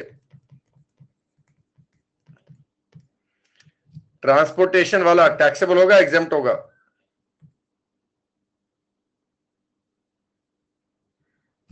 ये टैक्सेबल है बेटा, टैक्सेबल है। प्री डिटर्मिन्ड रूट्स, ये आपने एम्प्लॉयज के लिए हायरिंग होगा, इसका पूरा आपको वो एक सर्कुलर कराया था मैंने, ये हायरिंग सर्विस है। Predetermined routes. Renting of residential flat to Sahil, इसका क्या करेंगे? रजिस्टर्ड डीलर है, पर क्या उसने अपने पर्सनल के लिए लिया है? For purpose of own residence is exempt. सही है, ये गलत हो गया। अब आपके कितने नंबर आते हैं 6 में से? अगर ये 6 नंबर का है और पॉइंट कितने हैं? पॉइंट कितने हैं देखो जरा, हाउ मेनी पॉइंट्स? 5। तो आपका जो आंसर इसके लिए है 1 नंबर रखा होगा, वो आपको नहीं मिला। अब इसका आपको आधा और आधा पॉइंट मिल गया, इसका भी आपको आधा और आधा पॉइंट मिल गया, इसका 0 मिलेगा, इसका 0 मिलेगा, इसका भी आधा और आधा पॉइंट मिल गया, यानी आपके 3 नंबर आए 6 में से। 4 आए हैं। 1 2 3 4 कैसे आए भाई? ये मैंने बोला नहीं मिलेगा आंसर का, आंसर गलत है।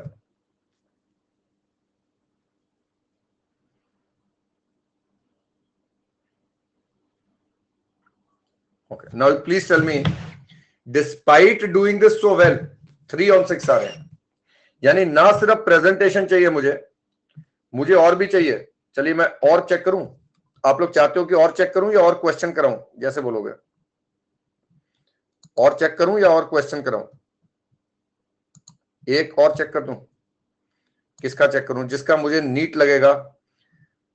अभिषेक बेटा, चलो एक बार मैं यहीं दिखा देता हूं। ये देखो, मैं आप लोगों का एक बार जिन्होंने मेरे को भेजा है अपने इंप्रेशन दे देता हूं। अभिषेक, तूने मेरे को ये वाला भेजा है, इसमें लाइनें कहां है बेटा? बिना लाइनों के तो मैं चेक ही नहीं करता हूं, बिना लाइनों के चेक नहीं करूंगा मैं। टाइम लगाओ बेटा, टाइम लगाओ। ये कौन है? अमन। अमन बेटा, लाइनें कहां है? पर तेरा नीट है। चलो, I will give it to you, it is neat, but you will need to draw the lines. कितना टाइम लगता है? लाइन के बगैर मत भेजो मेरे को, दोबारा भेजो लाइन लगा के। अनीश, पेन से लाइन लगा के भेज, मतलब स्केल से। चलो तेरा भी एक बार देख लेते हैं। शान, ओके, बट जरा स्केल यूज कर लो बेटा, जरा थोड़ा सा, है ना? शिवी, शिवी बच्चे थोड़ा सा टेढ़ा करके भेज यार, टेढ़ा करके भेज। हाँ, रेड पेन बताओ।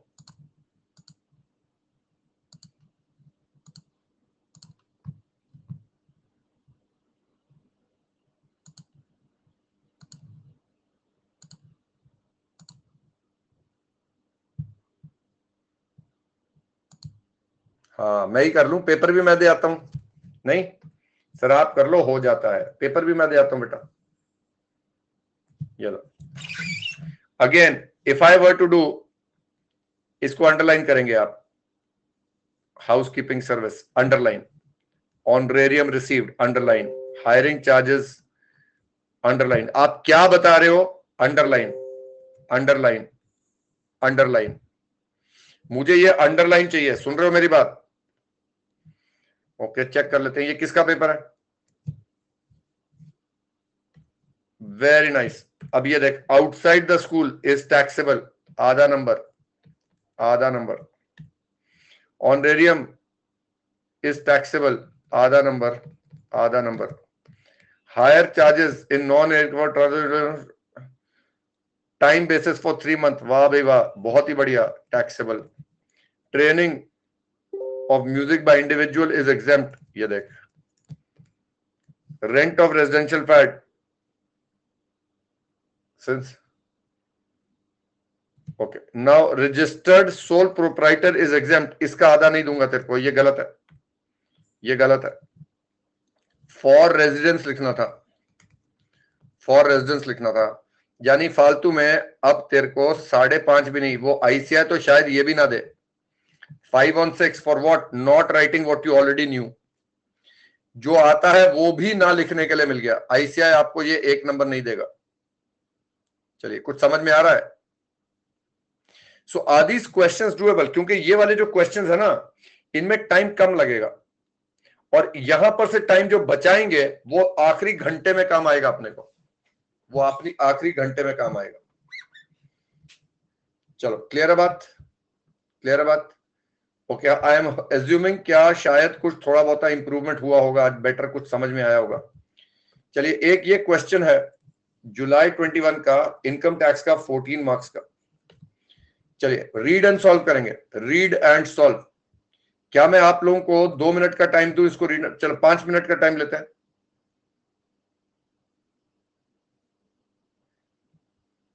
चलिए, तो आप लोगों को मैं टाइम दे रहा हूं.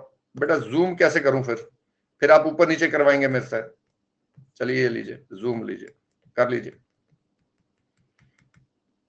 चलो, जुलाई 21, जल्दी से.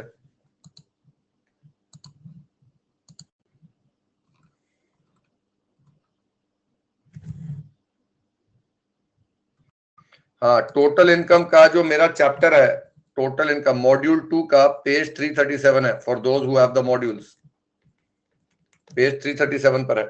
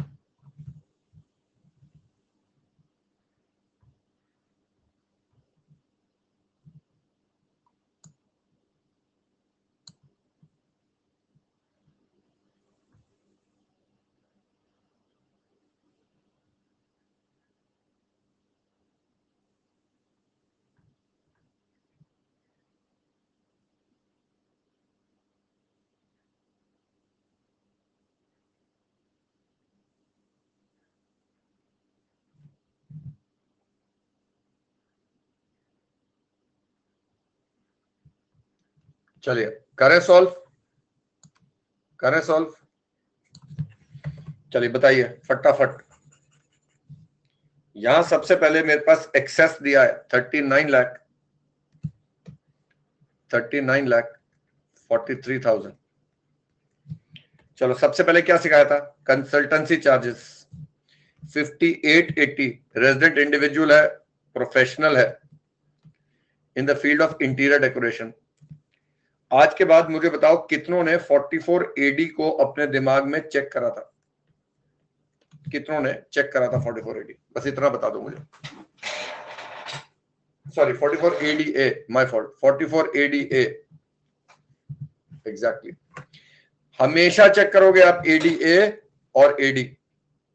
इस केस में नहीं लग रहा है क्योंकि ये 50 लाख से ज्यादा है, बाकी और केस में लग सकता है। तो आप आज के बाद हमेशा 44 AD और ADA चेक करोगे। दूसरा, क्या इसको टैक्स ऑडिट कराना पड़ रहा है, क्या इसको टैक्स ऑडिट कराना पड़ रहा है? तो इसका ड्यू डेट क्या हो गया, 31 अक्टूबर। अब आगे चलेंगे, नाउ वी मूव ऑन। सबसे पहले आप टर्नओवर पे लिखोगे AD ADA लगा के, उसके बाद आप आगे चलोगे। लग सकती है अगर रिसीट का इंफॉर्मेशन दिया हो कि 95% इज नॉन कैश, अगर दिया हो तो। Interest on public provident fund, तो ये 60,000 मैंने माइनस कर दिया यहां से। मुझे बताओ अदर सोर्सेज में PPF का इंटरेस्ट, PPF इंटरेस्ट क्या होता है, एग्जेम्प्ट होता है सर। उसके बाद interest on savings bank account 20,000 यहां से माइनस करा, तो यहां 20,000 जो सेविंग्स अकाउंट पे है, सेविंग्स बैंक अकाउंट पे है, तो क्या साथ में लिख लूं 80 TTA, याद रखना चाहिए मुझे, 10,000 रुपए का TTA मिलेगा। इंटरेस्ट ऑन NSE 21,000 यहां से भी माइनस कर देंगे। क्या NSE का इंटरेस्ट टैक्सेबल होता है बेटा, टैक्सेबल होता है, पर क्या इसके लिए मैं 80C भी लिख लूं, 21,000 रुपए।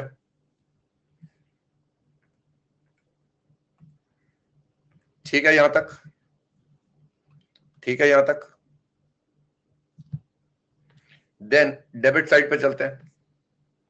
इंप्लॉइज रेन्यूमरेशन ठीक है, ऑफिस अभी ठीक है, जनरल ठीक है, बिजली ठीक है, मेडिकल भी ठीक है। परचेज ऑफ फर्नीचर ये तो गलत हो गया सर यहाँ, सो 48,000 एड बैक कर लेते हैं। और यहां मैंने 48,000 के ऊपर 10% डेप्रिसिएशन लिख दिया, रफ में चल रहे हैं अभी। डेप्रिसिएशन दिया हुआ है, मैंने बोला था हमेशा डेप्रिसिएशन एड बैक करेंगे क्योंकि ये कंपनीज एक्ट वाला है, कंपनीज एक्ट वाला है। बाद में हमने IT का देखना है, अभी डॉट लगा लिया मैंने। The expenses on employ remuneration includes, अच्छा अब ऊपर डेबिट हुआ हुआ, family planning expenditure incurred which was revenue nature, same was paid through cheque. क्या करें इसका, फैमिली प्लानिंग एक्सपेंडिचर, या very nice. Family planning expenditure कितना है, 20,000 का, एड बैक करेंगे। क्यों सर, सिर्फ कंपनी को अलाउ होता है, it is allowed only to company. Payment of salary of 25,000 per month to sister-in-law who was in charge of accounts, reasonable salary है। सिस्टर-इन-लॉ रिलेटिव नहीं है, सिस्टर-इन-लॉ इज नॉट रिलेटिव, तो 48(2) में कुछ भी नहीं करोगे इसका, नथिंग, रिलेटिव नहीं है। Amount received by Ashish as employees contribution to EPF ₹10,000 was deposited after the due date under the relevant act. उसने एम्प्लॉय कंट्रीब्यूशन, आशीष जी ने एम्प्लॉय कंट्रीब्यूशन रिसीव करा for the month of February and after the due date. अब ये जो है, क्या ये ऊपर इनकम में डाला हुआ है, नहीं डाला हुआ है, क्या एजम्पशन लेंगे इसका, एम्प्लॉय कंट्रीब्यूशन का क्या लें एजम्पशन?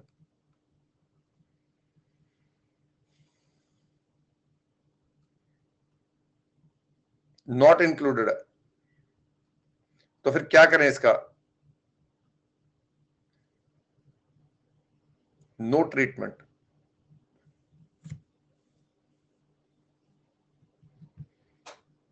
एक बार ऊपर चल के देखें क्या किया हुआ उसने, एम्प्लॉइज रेम्युनरेशन एंड बेनिफिट्स लिखा हुआ उसने। अब ये अजम्पशन हो गया बेटा, मैं एज्यूम करूंगा, उसने लिखा कुछ नहीं है। I am going to assume, मैं क्या एज्यूम करूंगा, मैं एज्यूम करूंगा क्लेम्ड एज अ डिडक्शन है।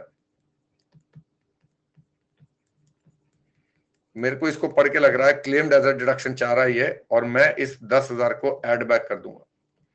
अगर आपने ये एज्यूम लिख लिया कि उसने नहीं लिया तो भी ठीक हो जाएगा। कैसे होगा बेटा, उसके ऑल्टरनेट आंसर होंगे। हर स्टूडेंट जब अलग सोचता है ना तो ऑल्टरनेट आंसर देते हैं ICAI पर। आप एजम्पशन प्लीज लिख के आइएगा।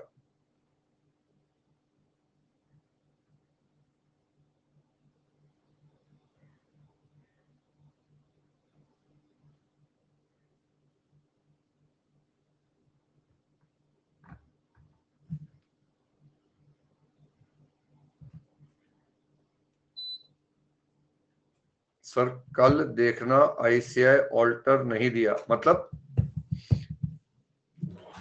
आपने ICAI के पेपर चेक करे? आपने ICAI के पेपर चेक करें? मैंने 4 साल चेकिंग करी है, 4 years, बहुत पहले, पर मैंने 4 साल करी है। ठीक है,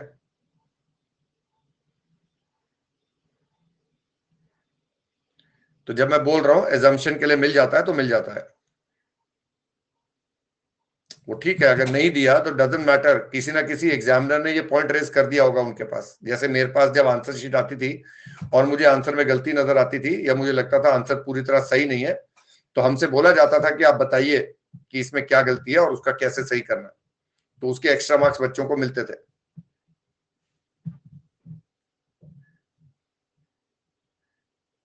अब क्यों नहीं करते हो? क्योंकि प्राइवेट कोचिंग जो करते हैं उनको पेपर चेकिंग करना अलाउड नहीं है, इसलिए। और वैसे भी मैंने तब भी करी थी ताकि मुझे पता चल जाए कि भाई चेकिंग होती कैसे है। It's a very difficult process. चलिए आइए, medical expenses of 80,000 as appearing in the income expenditure account was expense for the treatment of father. His father was 72 years old and not covered by health insurance. The said payment of 80,000 was made through account pay check. क्या करें इसको? ये तो कोई ambiguity नहीं है, तो 80,000 allow कर देंगे, डिसअलाउ कर देंगे। पर क्या इसके लिए मुझे बाद में जाके 80D चेक करना पड़ेगा? Not covered by health insurance भी है, अकाउंट पे ही चेक भी है, फादर 72 ईयर्स भी है, रेजिडेंट भी लग रहे हैं, तो क्या 50,000 का बाद में डिडक्शन दे देंगे इनको 80D का? नोट करा था ये आप लोगों ने? नोट करा था आप लोगों ने?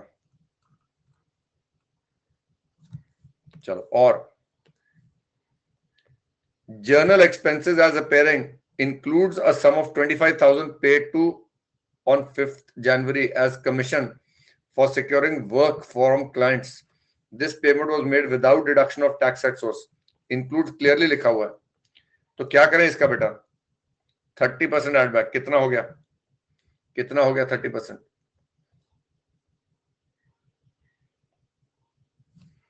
7,500। ज्ञाति बेटा यहां कैसे एज्यूम कर रही है? General expenses as appearing in the income includes. यहां तो कोई एजम्पशन नहीं हो सकती ना, यहां तो लिखा हुआ है, सिर्फ इस केस में नहीं लिखा है।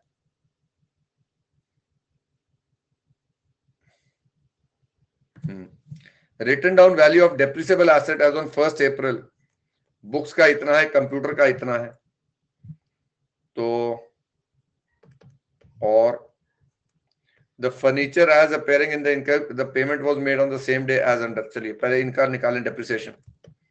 बुक्स का क्या रेट होता है बेटा? 40%। इसका क्या होता है? 40%। बताइए कितना आ गया?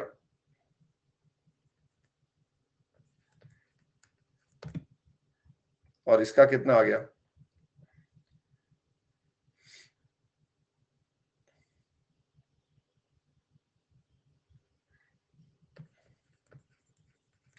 ओके, अब द न्यू फर्नीचर अपेयरिंग कहता है the payment was made as under. अब ये पेमेंट बता रहा है 18,000 कैश में हुआ, ये तो नहीं मिलेगा। 19,000 paid by account pay cheque, 11,000 paid in cash to the transporter as freight. देखो अब यहां पर वो 30,000, 35,000 और 11,000 वाली बात होगी। अरे अंग्रेजों, नोट भी लिखवाया हुआ इसका, नोट भी लिखवाया हुआ इसका, और ये भी बोला है कि कॉस्ट में जब होता है तो 35,000 का लिमिट नहीं लगता है, 35,000 का लिमिट सिर्फ तब लगता है जब वो अलाउ हो रहा है, जाके देखना डिटेल में लिखा भी हुआ है, ये कॉस्ट का है, ये 43(1) में है और वहां पर लिमिट कितना है 10,000 का। बताओ क्लास में करवाया नहीं करवाया? क्लियरली करवाई ये बात, आईसीआई ने देख उस पॉइंट पे पूछा हुआ तुम लोग। तो कितने पे मिलेगा मुझे, कितने पे मिलेगा डेप्रिसिएशन?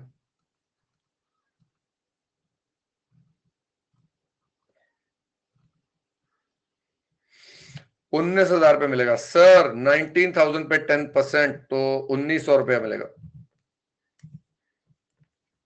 1,900। चलो टोटल बता दो कितना आ गया।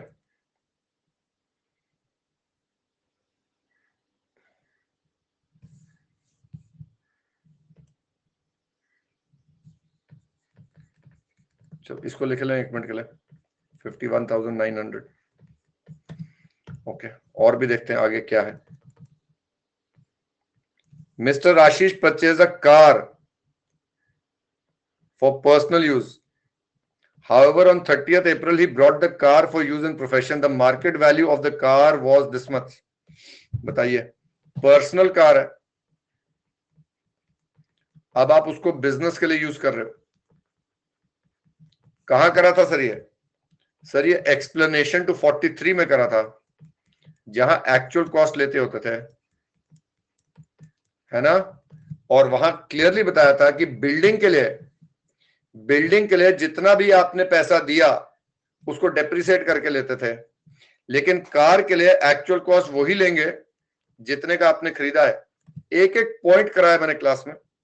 हाँ, ये रिवीजन नहीं हुआ अभी, आई एग्री, इस चैप्टर का रिवीजन नहीं हुआ है, तो इस वजह से आप लोग मेरे ऊपर डाल सकते हैं। हाँ हाँ, डाल दो, मेरे पे डाल दो, कोई दिक्कत नहीं है।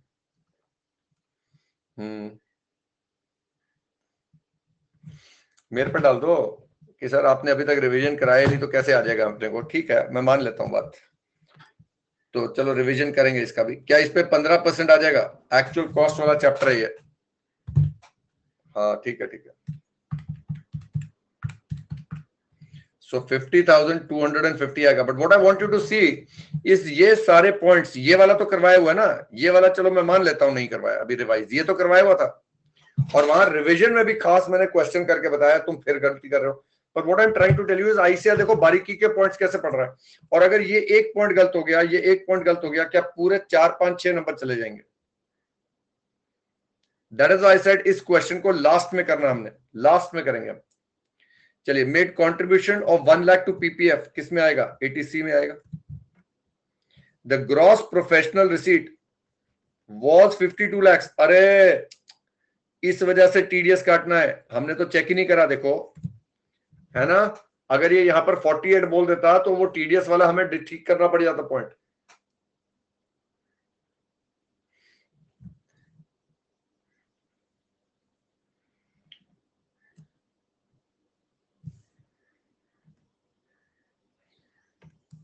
चलिए, चलो बोलो, समझ में आ गई बात? हैव वी नाउ अंडरस्टूड मोर और लेस? काफी प्रैक्टिस करा लिया बच्चों। अब मैं ऐसे कुछ क्वेश्चंस जीएसटी के, इनकम टैक्स के हर रोज सुबह 8 बजे कराता जाऊंगा, समझ गए?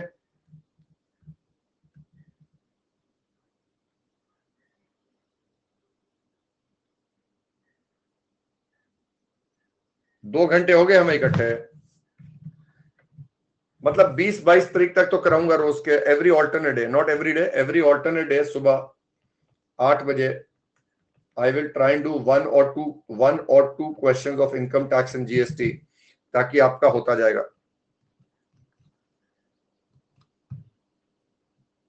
Thank you Shivi. I think presentation भी हो गया, स्पीड भी हो गया, बस एक 1 आवर वाला है। फर्स्ट आवर को, या हमने कौन से टॉपिक को पहले करना चाहिए कौन से को बाद में, वो एक बार पेपर पैटर्न का डिस्कशन का वीडियो मैं यूट्यूब पे ले आऊंगा। चलो गुड। हैंडआउट्स में आई डोंट नो बच्चे, मैंने कभी यूज नहीं करा।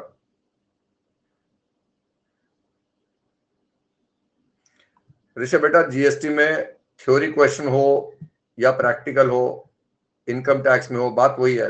मैंने आपको प्रेजेंटेशन, जाइए प्रेजेंटेशन का वीडियो डाला हुआ है, उसमें जीएसटी का ही थ्योरी क्वेश्चन लेके करवाया।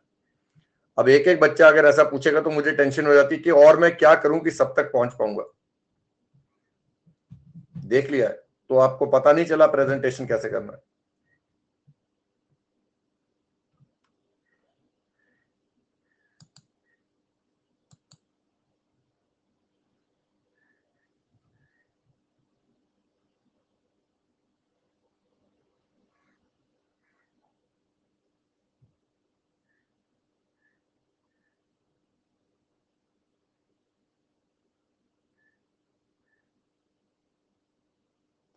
कोई बात नहीं अनिश, अगले 4-5 दिन में तेरे को जीएसटी की परेशानी खत्म कर दूंगा मैं। 2-4 जो चैप्टर बटे हैं उनको खत्म करते हैं और उसके बाद मैं क्या क्या नाम है, इनकम टैक्स का पार्ट सी का खत्म कर लेते हैं।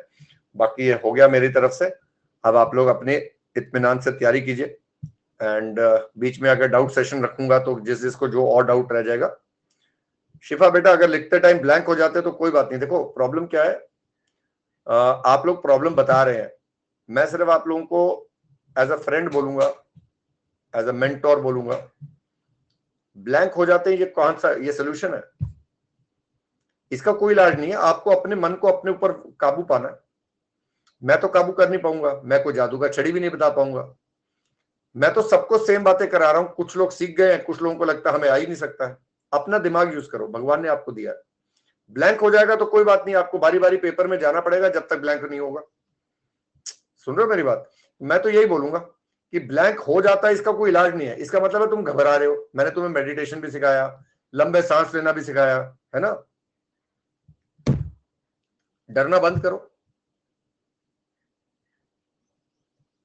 चलिए bye bye, take care, see you guys.